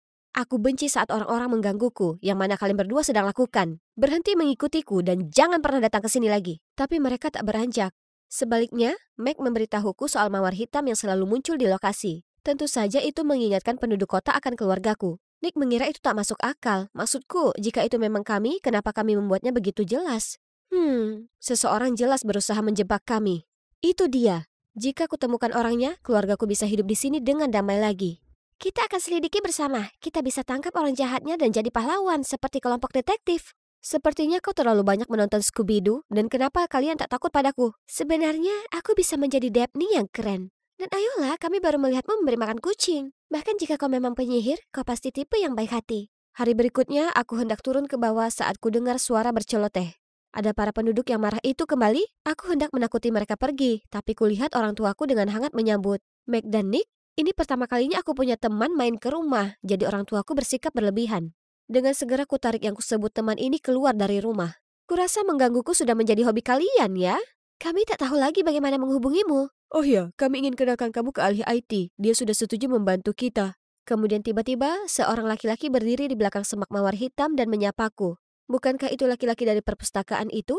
Ini Mark, anggota terbaru dari kelompok kita. Senang ketemu lagi denganmu. Kuharap kau ingat namaku kali ini. Jadi, si Mark ini sungguh serius soal ini. Dia sekarang memberitahu Nick dia bisa mendapat data dari semua kamera di lingkungan, yang terdengar seperti bahasa alien bagiku. Lihat, jenius teknologi kita temukan sesuatu. Mark ini hebat, ya kan, Sage? Kurasa? Seseorang meretas jaringan rumah-rumah ini dan sebabkan peralatan listrik mereka rusak. Dan setiap malam tepat pukul 11, kamera akan terputus. Tak lama, cukup untuk seseorang letakkan mawar hitam di lokasi tanpa diketahui. Bisakah kau lacak alamat IP hacker itu? Ya, dan juga titik koordinat mereka. Itu rumah Clara? Tunggu, Clara? Si ratu drama yang selalu mempermainkan segala sesuatunya tentangku? Apakah dia sebenci itu padaku sampai menargetkan seluruh keluargaku? Kami menemui Clara untuk berbicara secara pribadi, tapi dia datar menyangkal semuanya. Apa yang salah dengan kalian? Apa kalian dihipnotis untuk menjadi budaknya? Berkeriplah 2 kali jika butuh bantuan. Kami punya buktinya. Kau tak bisa lolos dari hal ini. Apa kau mengancamku? Ini ilegal. Aku akan memberitahu ayahku soal ini. Kau pikir kau ini penting hanya karena ayahmu wali kotanya? Cukup penting bagimu untuk berhati-hati. Dia adalah putri wali kota. Kenapa bersikap sombong begitu? Semua orang di sekolah ingat bagaimana dia permalukan dirinya sendiri tahu kalau setelah Mark menolaknya. Kalian mungkin tak tahu ini, tapi Mark cowok paling populer di antara para cewek di sekolah kami. Tak masalah. Aku tak tertarik dengan cewek-cewek seperti itu. Kau bahkan tak perlu menjelaskan dirimu sendiri padaku. Aku bahkan tak peduli. Suasana seketika menjadi canggung yang aneh. Nah, sekarang satu-satunya cara membuntuti Clara dan menangkap basah dia. Tapi kita sudah duduk di sini selama sejam dan tak ada apapun yang terjadi. Skema pengintaian ini sangat konyol. Aku hendak beranjak saat Mark menghentikanku. Seseorang keluar dari rumah Clara. Kena. Masih mencoba menyangkal sekarang Clara? Mark melepas maskernya, tapi siapa pria ini? Dia akhirnya meloloskan diri, kemudian menyerang Mark lalu lari kabur. Kami hendak mengejarnya saat Mark berteriak kesakitan. Meg dan Nick menyuruhku membawa Mark pulang sementara mereka mengejar pria itu. Aku membawanya pulang. Rumah ini terlihat sangat familiar. Oh, ini adalah rumah pemilik Sky, burung yang kuselamatkan. Mark menjelaskan dia sudah melihatku membawa pulang Sky, dan terkesan dengan catatan cara merawat lukanya. Aku tahu semua orang salah paham terhadapmu, jadi aku ingin berterima kasih dan menjadi temanmu. Aku bukan seseorang yang bisa berteman. Kemudian aku cepat-cepat pergi. Hari berikutnya, Mark membantuku mengatur pertemuan dengan Clara di kafe di mana dia bekerja. Saat Clara mendengar tentang pria yang keluar dari rumahnya kemarin malam, dia tampaknya terguncang dan berkata kalau dia mungkin salah satu staf ayahnya. Namun, saat Meg meminta bantuan, Clara menolak. Kami menemui jalan buntu lagi, tapi Mark bilang dia sudah punya solusinya. Sebelum dia bisa memberitahu kami, pemilik kafe muncul dan memberitahuku kalau hal seram itu terjadi dan memintaku pergi. Patung suci simbol kota telah dirusak dan mereka temukan mawar hitam lagi di lokasi. Meg dan Nick segera menyela untuk membelaku, tapi dia tak dengar. Dia juga melarang Mark nongkrong denganku, jika tidak dia akan memecatnya. Pergilah sekarang. Lihat, aku tak pandai berteman, aku hanya membawa masalah bagi mereka. Aku berlari menjauh agar tak ada yang bisa melihatku menangis. Tapi, tiba-tiba, tangan seseorang mencengkramku. Lalu menarikku ke bus begitu sampai di perhentian. Mark? Apa yang kau lakukan? Dia akan memecatmu. Aku keluar. Bos macam itu tak bisa memecatku. Ini semua salahku. Tak masalah, aku punya banyak pekerjaan. Pelayan, dog walker, bahkan mengasuh anak. Asal jadi uang. Untuk apa uang itu? Bus ini akan membawa ke jawabannya. Kami turun di perhentian terakhir, sebuah panti asuhan. Jadi, Mark mendonasikan uang yang dia hasilkan ke para yatim piatu. Berjanjilah kau akan tunjukkan pada mereka sisi baikmu yang asli. Awalnya aku tak yakin aku bisa. Tapi perlahan aku mulai terbuka pada anak-anak manis ini. Tiba-tiba, kulihat sosok tak asing sedang mengawasi anak-anak yang sedang bermain dari kejauhan. Apa itu? Lia? Adikku? Ternyata, 5 tahun lalu, ada anak hilang ditemukan tersesat di dekat perhentian bus. Dia sangat ketakutan sampai tak ingat apapun tentang keluarganya. Dia cuma katakan beberapa patah kata seperti pemakaman atau orang mati. Jadi para biarawati mengira orang tuanya sudah meninggal dan membawanya masuk. Selama di sini dia tak bisa berbaur dengan anak-anak lainnya.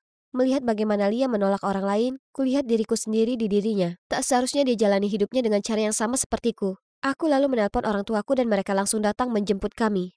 Astaga, pastinya itu adalah reuni penuh air mata abad ini. Terima kasih banyak. Kami menemukan Lia berkat kamu. Lega bisa membantu. Tapi bukan hanya itu, aku punya hal lain untuk kutunjukkan padamu. Karena ternyata, Mark menyadap telepon Clara di kafe. Merekam panggilan teleponnya ke ayahnya, mengeksposnya sebagai pelaku di balik kemalangan kota. Ternyata Pak Wali Kota ingin bangun mal perbelanjaan, tapi ia butuh bersihkan ruang untuk itu. Dengan nama buruk keluargaku, ia memainkan trik seram ke penduduk kota untuk menakuti mereka agar menjual rumah mereka dengan harga murah. Saat Clara tahu kebenarannya, ia mohon ke ayahnya agar menghentikannya. Tapi ia menolak. Meg dan Nick memposting rekaman itu di internet, menyebabkan kemarahan di kota kami. Polisi menangkapnya, dan nama keluarga kami jadi bersih. Semua tetangga meminta maaf pada keluargaku karena membiarkan takhayul membutakan mereka. Orang tuaku jelas tersentuh, jadi mereka memaafkan mereka semua dan mengadakan sebuah pesta. Jadi, keluarga kami berkumpul. Tak hanya kutemukan adikku, tapi juga 3 teman baik. Ya, mungkin 2 teman baik dan 1 yang lebih dari sekedar teman.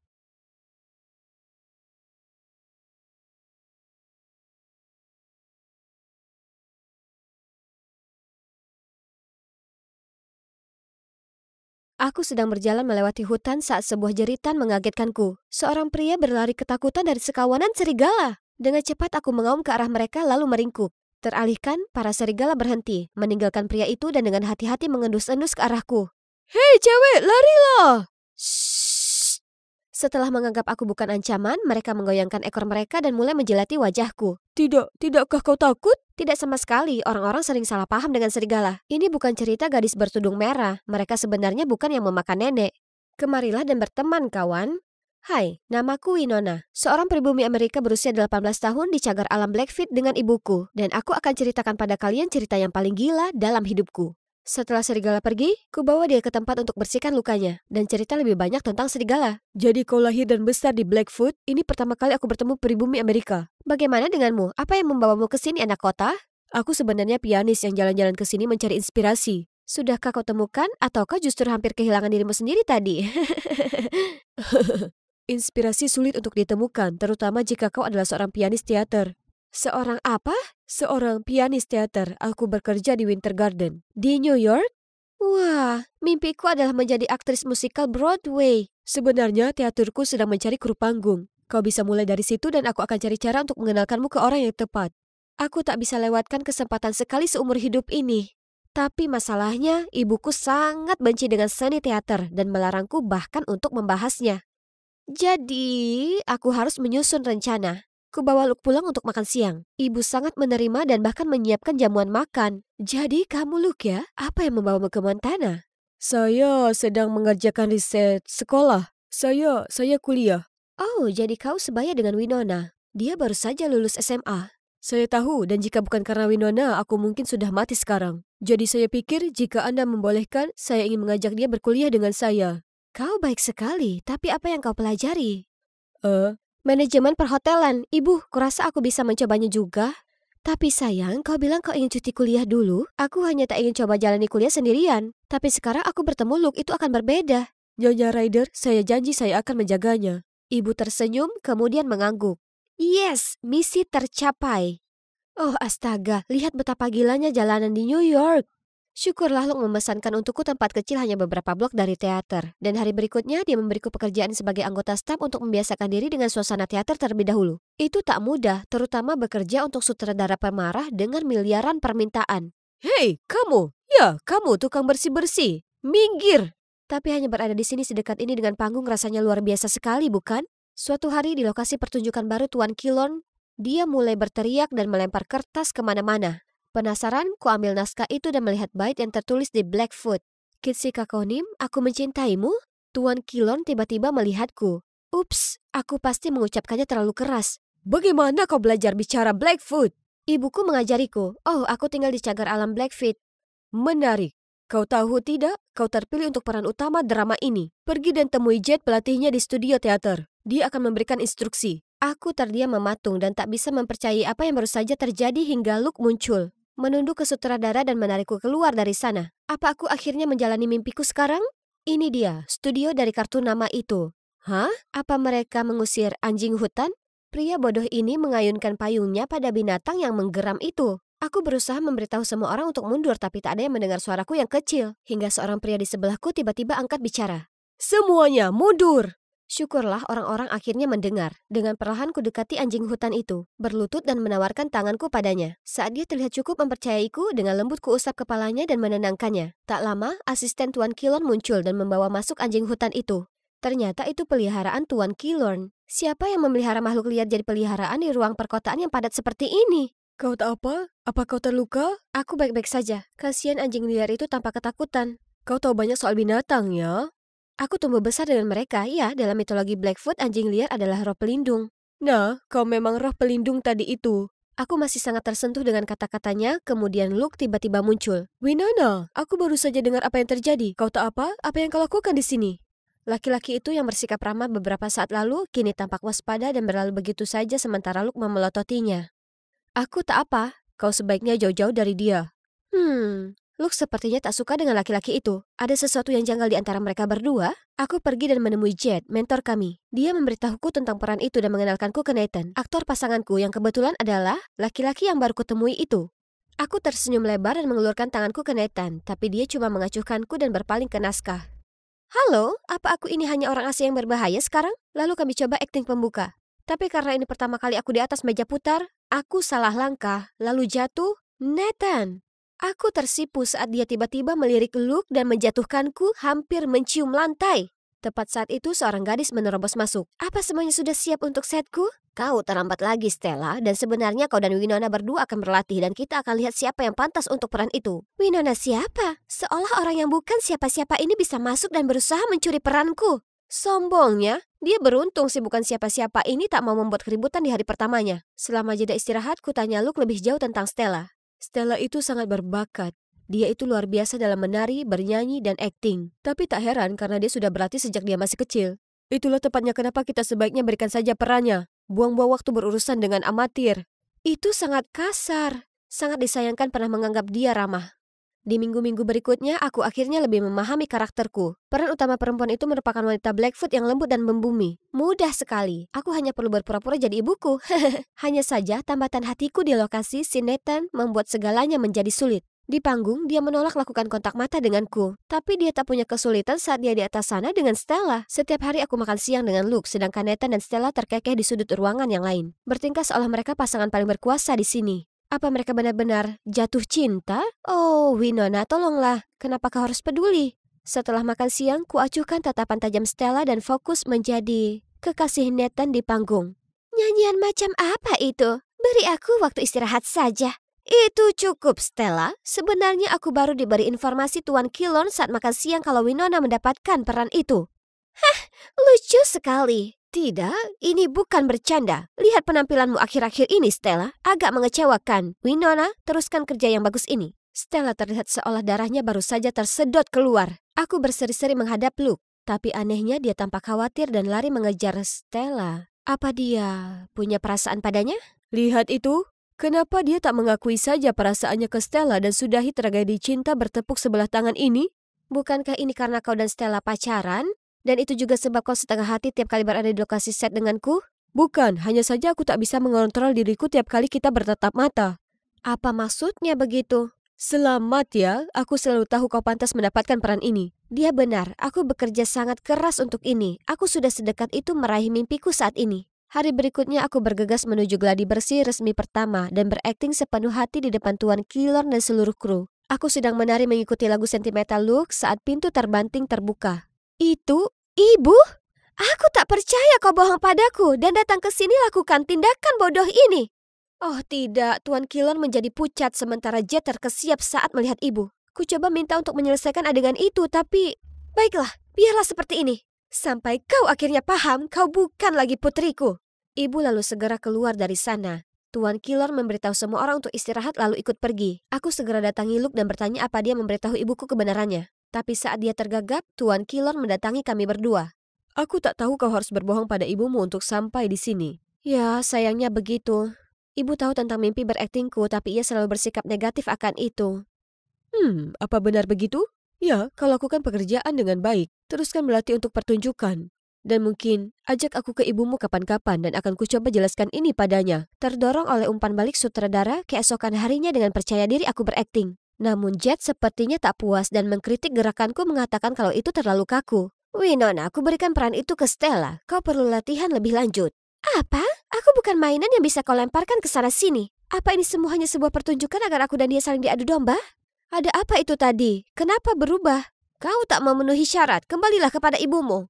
Apa urusannya ini dengan ibuku? Aku tak tahu apa yang terjadi, tapi aku yakin akan satu hal. Aku perlu membuktikan diri. Jadi aku tinggal di studio untuk berlatih, berayun, dan melenggangkan jiwaku di bawah cahaya studio hingga tak sengaja kakiku terkilir.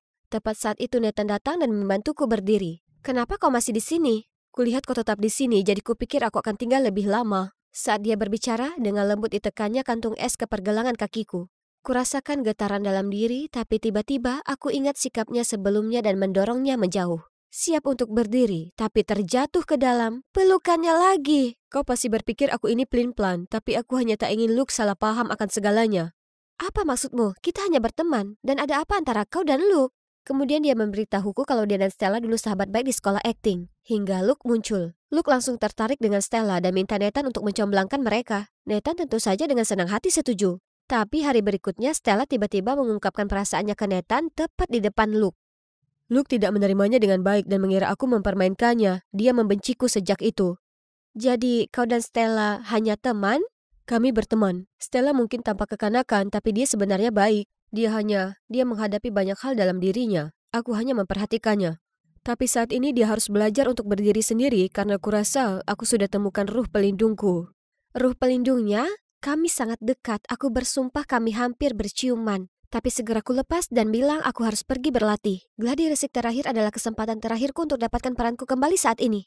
Aku muncul hanya sebagai pengganti hari ini, tapi saat semua orang bersiap gladi bersih, satu-satunya yang menghilang adalah Stella. Sepertinya tak seorang pun berhasil menghubunginya dan sutradara mulai tak sabar. Jet tak punya pilihan lain kecuali mendorongku ke panggung. Luke sepertinya tak senang dengan pergantian ini dan tiba-tiba memainkan piano lebih cepat dari yang kuharapkan. Kebingungan, ku hela napas panjang dan biarkan diriku sendiri terhanyut secara alami mengikuti ritmenya. Saat jeda, aku bertanya pada Luke, kenapa begitu?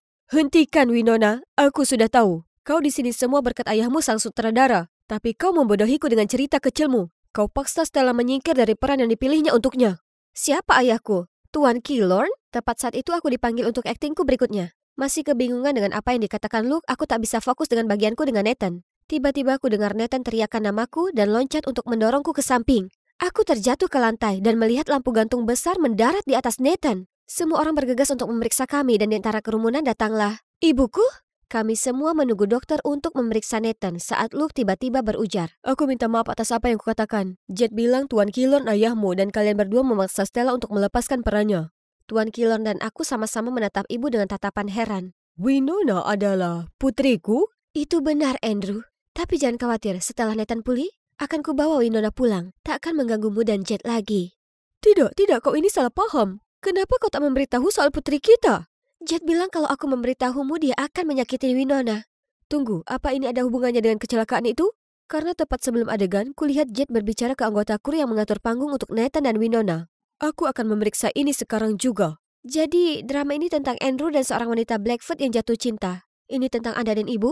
Tuan Killorn tak menjawab, tapi melihat ibu dengan lembut dan ibu pun mulai menangis. Tak lama dokter keluar bilang kalau kami bisa menjenguk Nathan. Luke segera menarikku masuk, meninggalkan para orang tua di sana. Bagaimana perasaanmu? Ada yang tak nyaman? Kau tak marah padaku lagi? Ya, maaf bersikap menyebalkan.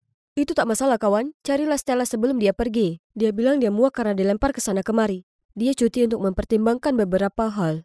Tapi kenapa aku? Bukankah kau? Kami hanya berteman. Berapa kali kau harus kuberitahu? Luke bahkan tak menunggu Nathan menyelesaikan kalimat dan segera keluar. Kuharap mereka mendapat akhir yang bahagia. Dan ini benar-benar akhir yang membahagiakan. Tidak hanya untuk Luke dan Stella yang kini resmi jadian, tapi juga untuk ibu dan Tuan Killorn atau sebaiknya kusebut ayah. Keluarga kami akhirnya bersatu kembali. Di sisi lain, Jet menghilang segera setelah rencananya terungkap. Ternyata semua ini dikarenakan dia mencintai ayahku selama bertahun-tahun. Jadi dulu saat ibu pacaran dengan ayah, dia bohong soal ayah untuk membuat ibu pergi. Geram karena baik ibu dan aku kembali, dia putuskan untuk mengusir kami selamanya. Ayah membantuku mendapat tempat di Akademi Teater di New York, tapi dia sangat merindukan ibuku. Jadi selalu membuat alasan untuk membawaku dan Nathan kembali ke Montana. Kalian berdua butuh lebih banyak inspirasi ya kan? New York hanyalah hiruk pikuk. Jadi bagaimana kalau kita pindahkan studio ke sini? Nathan, bagaimana menurutmu? Aku tak tahu, tapi dimanapun kamu berada, disitulah aku.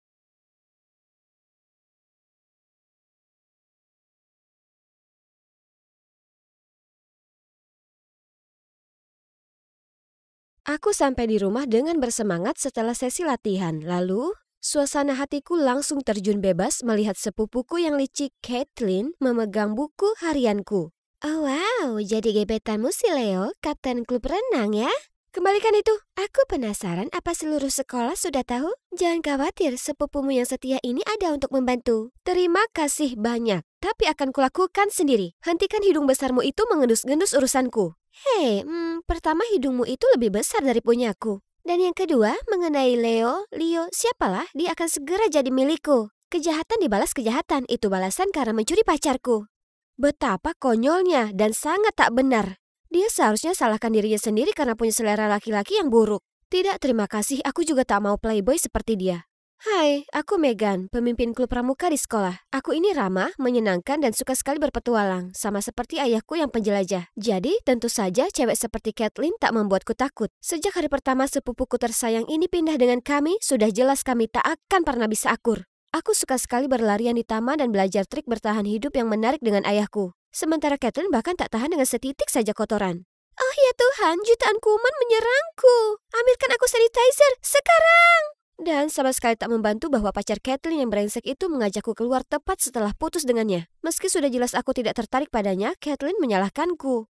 Itulah saat kami resmi seperti Cardi B dan Nicki Minaj dan perang kejahilan pun dimulai. Dia menggambari wajahku dengan spidol permanen saat aku tidur, menempelkan permen karet di rambutku, dan bahkan pernah mencoba mencukur alisku. Tapi siapa aku, Aku bisa mengalahkannya hanya dengan satu tindakan. Tapi sekarang taruhan sudah dinaikkan, dia mengincar Leo. Jadi aku harus ungkapkan perasaanku padanya secepatnya sebelum Caitlyn menyela dan mengacaukannya. Kesempatan sempurna adalah karya wisata sekolah yang akan datang untuk para murid berprestasi, yang Caitlyn pastinya tak bisa ikut. Dan akan ada banyak kesempatan bagiku membuat Leo terkesan. Tapi ada masalah kecil. Itu dekat sungai. Ya ampun, membayangkannya saja membuatku mau ngompol.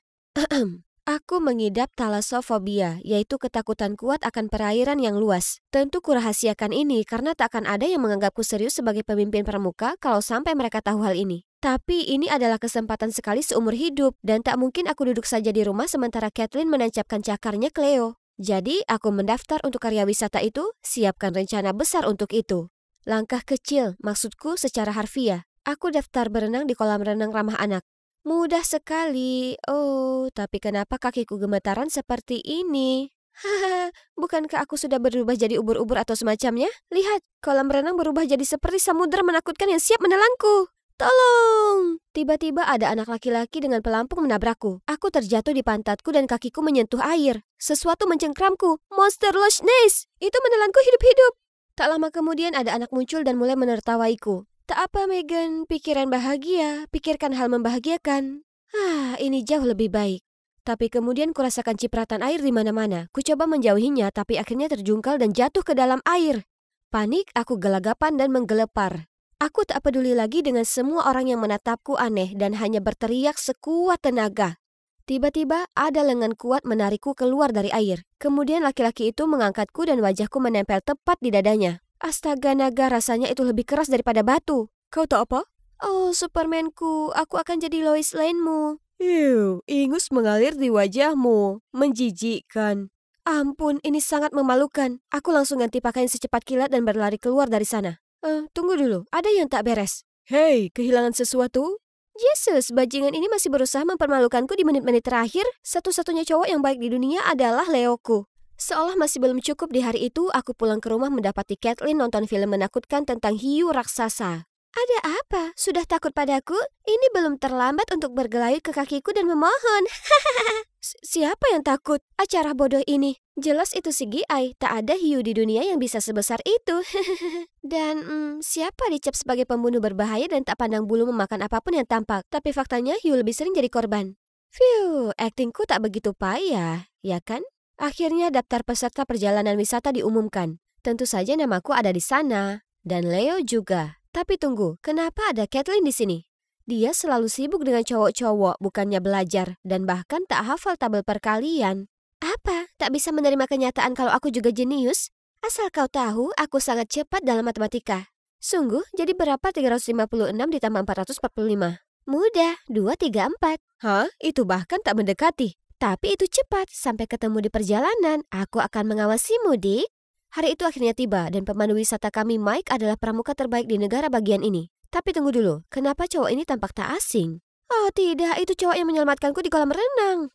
Takut dia akan mengungkapku, aku tak tahu harus berbuat apa kecuali memberinya senyuman bodoh. Tapi yang mengejutkanku, dia sepertinya tak ingat aku sama sekali. Kemudian dia memintaku untuk mendemonstrasikan aktivitas pertama dengannya, panjat tebing vertikal. Ini waktunya untuk bersinar, mata tertuju padaku, Leo. Duh, cowok ini memanjat seperti monyet. Tapi jangan harap ku terima kekalahan. Aku sedang menikmati kemenangan saat Caitlyn mendekatiku. Semua orang tahu kalau kekuatan otot itu hanya untuk menutupi otak yang kecil. Ya, teriakan hebat, Megan. Gunakan semua energimu dalam sekali jalan hanya untuk pamer. Bukankah mereka mirip sekali? Biarlah. Leo memperhatikanku. Matanya sangat menawan. Itu bahkan lebih kuat daripada 10 kaleng Monster Drink. Berburu di alam, jembatan monyet, tali Tarzan, semua tantangan ini tak membuatku berkeringat. Dan Leo bahkan datang memujiku.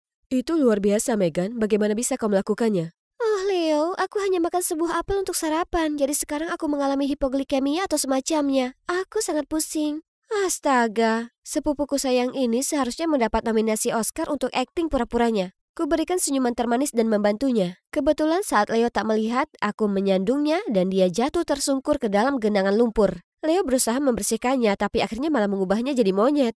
Kemudian Mike lewat dan berkata, "Wow, lapisan makeup ini menjadikan semakin bagus." Lidahnya yang pedas seakan tak menyisakan apapun. Di sore hari, kugunakan waktu luangku untuk berkeliling dan melihat burung yang cantik. Aku penasaran apa itu. Itu manakin bertopi merah. Sangat populer di hutan Amerika Tengah. Wow, pengetahuan yang bagus. Terima kasih sudah memberitahuku tanpa ditanya. Mereka punya tarian khas untuk membuat pasangan mereka terkesan. Tahu tidak? Moonwalk yang menyaingi tarian Michael Jackson. Tunggu, apa? Kenapa aku tertawa keras? Dia mungkin lucu tapi masih saja brengsek.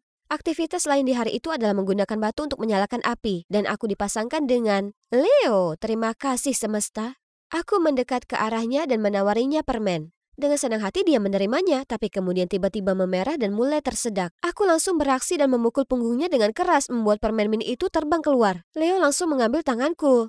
Malaikat pelindungku, kemana saja kau selama hidupku? Oh ya, maukah kau ikut aku jalan-jalan nanti? Ada sesuatu yang ingin kukatakan. Ya, maksudku tentu. Mau kemana? Tepi sungai, romantis kan? Hahaha, sungai, aku akan mati di sana. Tapi memangnya kenapa? Ini kesempatanku. Jika aku mati akan mati dengan predikat sebagai pacar Leo. Sangat pantas. Aku tiba mendapati Leo sudah menunggu. Kulitnya berkilau di bawah sinar mentari yang terbenam. Dia seperti Edward Cullen milikku sendiri. Tapi itu tak membuatku takut sama sekali. Oh, kau sudah di sini. Kau tampak pucat. Apa kau sakit? Oh, tidak. Aku baik-baik saja. Bagus, ayo kita naik perahu dan menikmati pemandangan. Kututup mata rapat-rapat dan mencengkram tangan Leo. Kemudian Leo terus saja bicara, tapi aku tak bisa dengar apapun hingga, Megan, aku mengagumimu sudah sejak lama. Maukah kau menjadi pacarku? Aku berubah seperti tomat matang, tapi berhasil menyerukan, Aku mau. Kena kau. Astaga, kenapa Kathleen di sini? Aku masih terkejut saat Leo melompat keluar dari perahu dan memberi Kathleen tos. Kemudian mereka, kejutan. Kau tahu sekarang rasanya kalau cowok idamanmu dicuri. Tidak. Kumohon, aku tak tahan ini. Airnya membuatku takut. Nikmati saja pemandangannya, Megan. Kemana perginya gadis galak itu? Ibumu memberitahuku kalau kau mengidap thalassofobia, tapi aku tak mengira itu begitu nyata. Jangan khawatir, akan kuberitahukan ini ke seluruh sekolah, jadi mereka akan datang menyelamatkanmu. Semoga sukses, sepupu.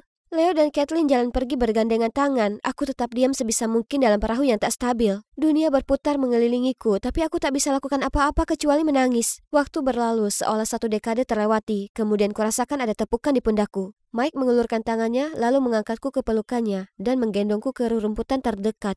Tapi, bagaimana kau menemukanku? Kulihat video yang diposting Kathleen barusan, lalu segera pergi mencarimu di sepanjang tepi sungai. Begitukah? Betapa memalukan. Dia tetap diam sesaat, kemudian berkata, kau mungkin tak tahu ini, tapi aku dulu sangat takut akan ketinggian. Akrofobiaku sudah lebih baik sekarang, tapi tetap saja. Tak mungkin, kau berhasil dalam tantangan memanjat tadi. Jika kau ingin mengatasi ketakutanmu, maka kau harus mencari cara untuk menghadapinya. Beranilah, dan jangan jadikan itu kelemahan untuk ditertawakan orang lain. Kemudian dia memberikan senyum termanisnya, dan tepat di saat itu, dia terlihat agak berbeda bagiku, lebih menarik. Malam itu, aku mengurung diri di tenda sementara yang lain berkumpul di sekitar api unggun. Aku belum siap menghadapi siapapun, dan pikiranku terlalu gelisah untuk tidur. Pagi berikutnya datanglah perlombaan perahu. Semua mata menghakimi menatapku. Aku sangat gugup tapi segera mengumpulkan keberanianku dan berkata, Hai semuanya, aku Megan, dan aku mengidap thalassofobia. Jadi aku tak bisa selesaikan tantangan ini. Aku malu. Bukan karena fobiaku, tapi karena membiarkan diriku sendiri hidup dalam ketakutan itu. Aku senang sekali jadi pemimpin pramuka sepenuh hatiku. Jadi aku akan coba taklukkan ini. Ketakutan bukanlah musuhmu, itu motivasimu. Kemudian aku berjalan pergi diiringi sorak-sorai dan tepuk tangan. Kembali ke tenda, kulihat Mike menungguku. Itu baru semangat. Kau sangat berani dan punya kualitas seorang petualang sejati. Bahkan jika kau tak ada di permainan, kau sudah menangkan hadiah istimewa di hatiku. Semuanya berjalan lancar setelah perjalanan wisata itu, bahkan Kathleen berhenti menggangguku. Dia pasti sibuk kasmaran dengan cinta barunya. Hingga suatu hari, kulihat dia pulang ke rumah dengan terisak. Ada apa? Si bajingan Leo itu, dia selingkuh dariku dengan 2 tidak 3 cewek dalam waktu yang sama. Apa? Kenapa Kenapa hidupku begitu menyedihkan? Aku tahu aku takkan pernah bisa mengunggulimu atau seberani dan sepercaya diri kamu. Tapi apa aku tak layak mendapat satu hal yang baik? Aku tak tahu Caitlyn punya sisi merendahkan diri sendiri seperti ini. Tiba-tiba aku merasa kasihan padanya. Lagi pula dia itu sepupuku. Jangan menangis, aku akan membantumu memberinya pelajaran. Sungguh, Megan, aku minta maaf karena membiarkan kecemburuanku mengubahku menjadi monster. Apa kita baikan? Hari berikutnya di sekolah, kami melangkah masuk ke lorong dan mendengar jeritan yang mengerikan. Itu Leo dengan loker penuh dengan kecoa. Dia sangat ketakutan sampai temannya harus menangkapnya sebelum dia terjatuh. Oh, Leo, aku baru pemanasan. Kukumpulkan teman sekelasku dan tunjukkan ke mereka hadiah istimewa yang sudah kusiapkan untuknya. Halo semuanya. Kali ini namai kecoa dengan nama mantanmu. Di sini ada laki-laki bernama Leo Whittemore. Selamat Hari Valentine semuanya. Semua orang tertawa terbahak-bahak dan Leo sungguhan pingsan. Dan sekarang dia dikenal dengan Leo si kecoa. Sebenarnya ini semua adalah ide Mike. Jadi kita bisa membalas Leo dan menyumbang dana tangisi kecoa untukku untuk satwa liar. Dan kembali padaku, untuk perbaiki keadaan, kuputuskan kembali ke tempatku memulai. Aku sadar tak ada satupun yang mustahil jika kau percayai dirimu sendiri. Dan saat kau punya teman sempurna untuk memberi dorongan lembut yang kau butuhkan.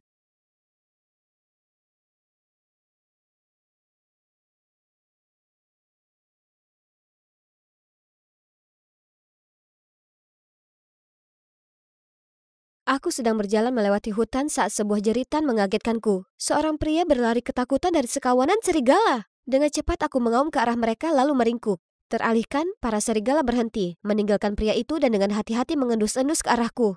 Hei cewek, larilah! Shh. Setelah menganggap aku bukan ancaman, mereka menggoyangkan ekor mereka dan mulai menjilati wajahku. Tidakkah kau takut? Tidak sama sekali, orang-orang sering salah paham dengan serigala. Ini bukan cerita gadis bertudung merah, mereka sebenarnya bukan yang memakan nenek. Kemarilah dan berteman, kawan. Hai, namaku Winona, seorang pribumi Amerika berusia 18 tahun di cagar alam Blackfeet dengan ibuku. Dan aku akan ceritakan pada kalian cerita yang paling gila dalam hidupku. Setelah serigala pergi, ku bawa dia ke tempat untuk bersihkan lukanya. Dan cerita lebih banyak tentang serigala. Jadi kau lahir dan besar di Blackfoot? Ini pertama kali aku bertemu pribumi Amerika. Bagaimana denganmu? Apa yang membawamu ke sini, anak kota? Aku sebenarnya pianis yang jalan-jalan ke sini mencari inspirasi. Sudahkah kau temukan ataukah justru hampir kehilangan dirimu sendiri tadi? Inspirasi sulit untuk ditemukan, terutama jika kau adalah seorang pianis teater. Seorang apa? Seorang pianis teater. Aku bekerja di Winter Garden. Di New York? Wah, mimpiku adalah menjadi aktris musikal Broadway. Sebenarnya teaterku sedang mencari kru panggung. Kau bisa mulai dari situ dan aku akan cari cara untuk mengenalkanmu ke orang yang tepat. Aku tak bisa lewatkan kesempatan sekali seumur hidup ini. Tapi masalahnya, ibuku sangat benci dengan seni teater dan melarangku bahkan untuk membahasnya. Jadi, aku harus menyusun rencana. Kubawa Luke pulang untuk makan siang. Ibu sangat menerima dan bahkan menyiapkan jamuan makan. Jadi kamu Luke ya? Apa yang membawamu ke Montana? Saya sedang mengerjakan riset sekolah. Saya kuliah. Oh, jadi kau sebaya dengan Winona. Dia baru saja lulus SMA. Saya tahu dan jika bukan karena Winona, aku mungkin sudah mati sekarang. Jadi saya pikir jika Anda membolehkan, saya ingin mengajak dia berkuliah dengan saya. Kau baik sekali, tapi apa yang kau pelajari? Manajemen perhotelan. Ibu, kurasa aku bisa mencobanya juga. Tapi sayang, kau bilang kau ingin cuti kuliah dulu. Aku hanya tak ingin coba jalani kuliah sendirian. Tapi sekarang aku bertemu Luke, itu akan berbeda. Nyonya Ryder, saya janji saya akan menjaganya. Ibu tersenyum, kemudian mengangguk. Yes, misi tercapai. Oh astaga, lihat betapa gilanya jalanan di New York. Syukurlah Luke memesankan untukku tempat kecil hanya beberapa blok dari teater. Dan hari berikutnya dia memberiku pekerjaan sebagai anggota staf untuk membiasakan diri dengan suasana teater terlebih dahulu. Itu tak mudah, terutama bekerja untuk sutradara pemarah dengan miliaran permintaan. Hei, kamu! Ya, kamu tukang bersih-bersih. Minggir! Tapi hanya berada di sini sedekat ini dengan panggung rasanya luar biasa sekali, bukan?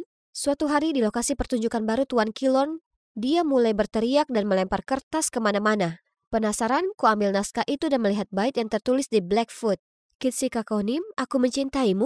Tuan Kilon tiba-tiba melihatku. Ups, aku pasti mengucapkannya terlalu keras. Bagaimana kau belajar bicara Blackfoot? Ibuku mengajariku. Oh, aku tinggal di cagar alam Blackfeet. Menarik. Kau tahu tidak, kau terpilih untuk peran utama drama ini. Pergi dan temui Jet pelatihnya di studio teater. Dia akan memberikan instruksi. Aku terdiam mematung dan tak bisa mempercayai apa yang baru saja terjadi hingga Luke muncul. menunduk ke sutradara dan menarikku keluar dari sana. Apa aku akhirnya menjalani mimpiku sekarang?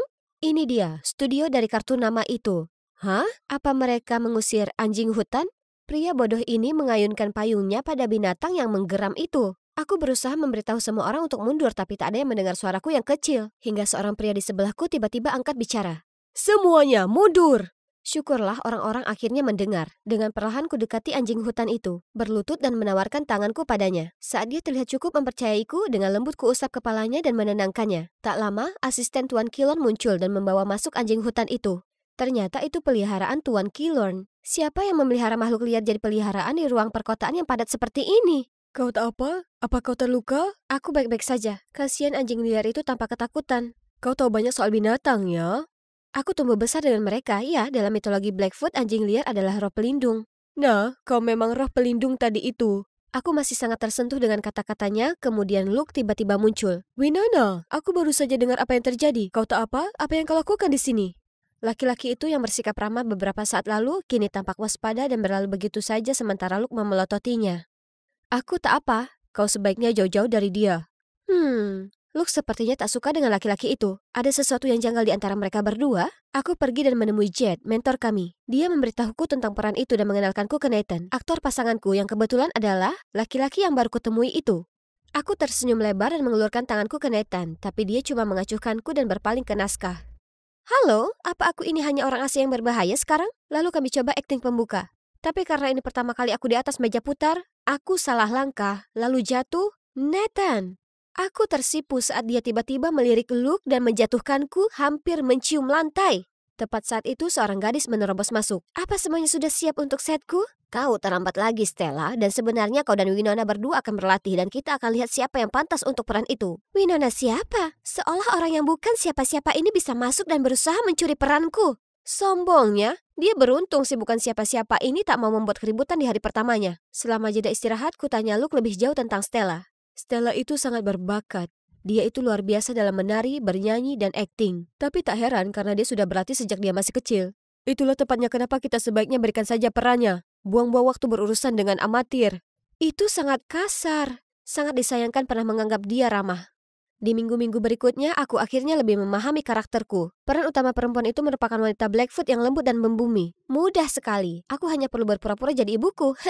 Hanya saja, tambatan hatiku di lokasi si Nathan membuat segalanya menjadi sulit. Di panggung, dia menolak lakukan kontak mata denganku. Tapi dia tak punya kesulitan saat dia di atas sana dengan Stella. Setiap hari aku makan siang dengan Luke, sedangkan Nathan dan Stella terkekeh di sudut ruangan yang lain. Bertingkah seolah mereka pasangan paling berkuasa di sini. Apa mereka benar-benar jatuh cinta? Oh, Winona, tolonglah. Kenapa kau harus peduli? Setelah makan siang, ku acuhkan tatapan tajam Stella dan fokus menjadi kekasih Nathan di panggung.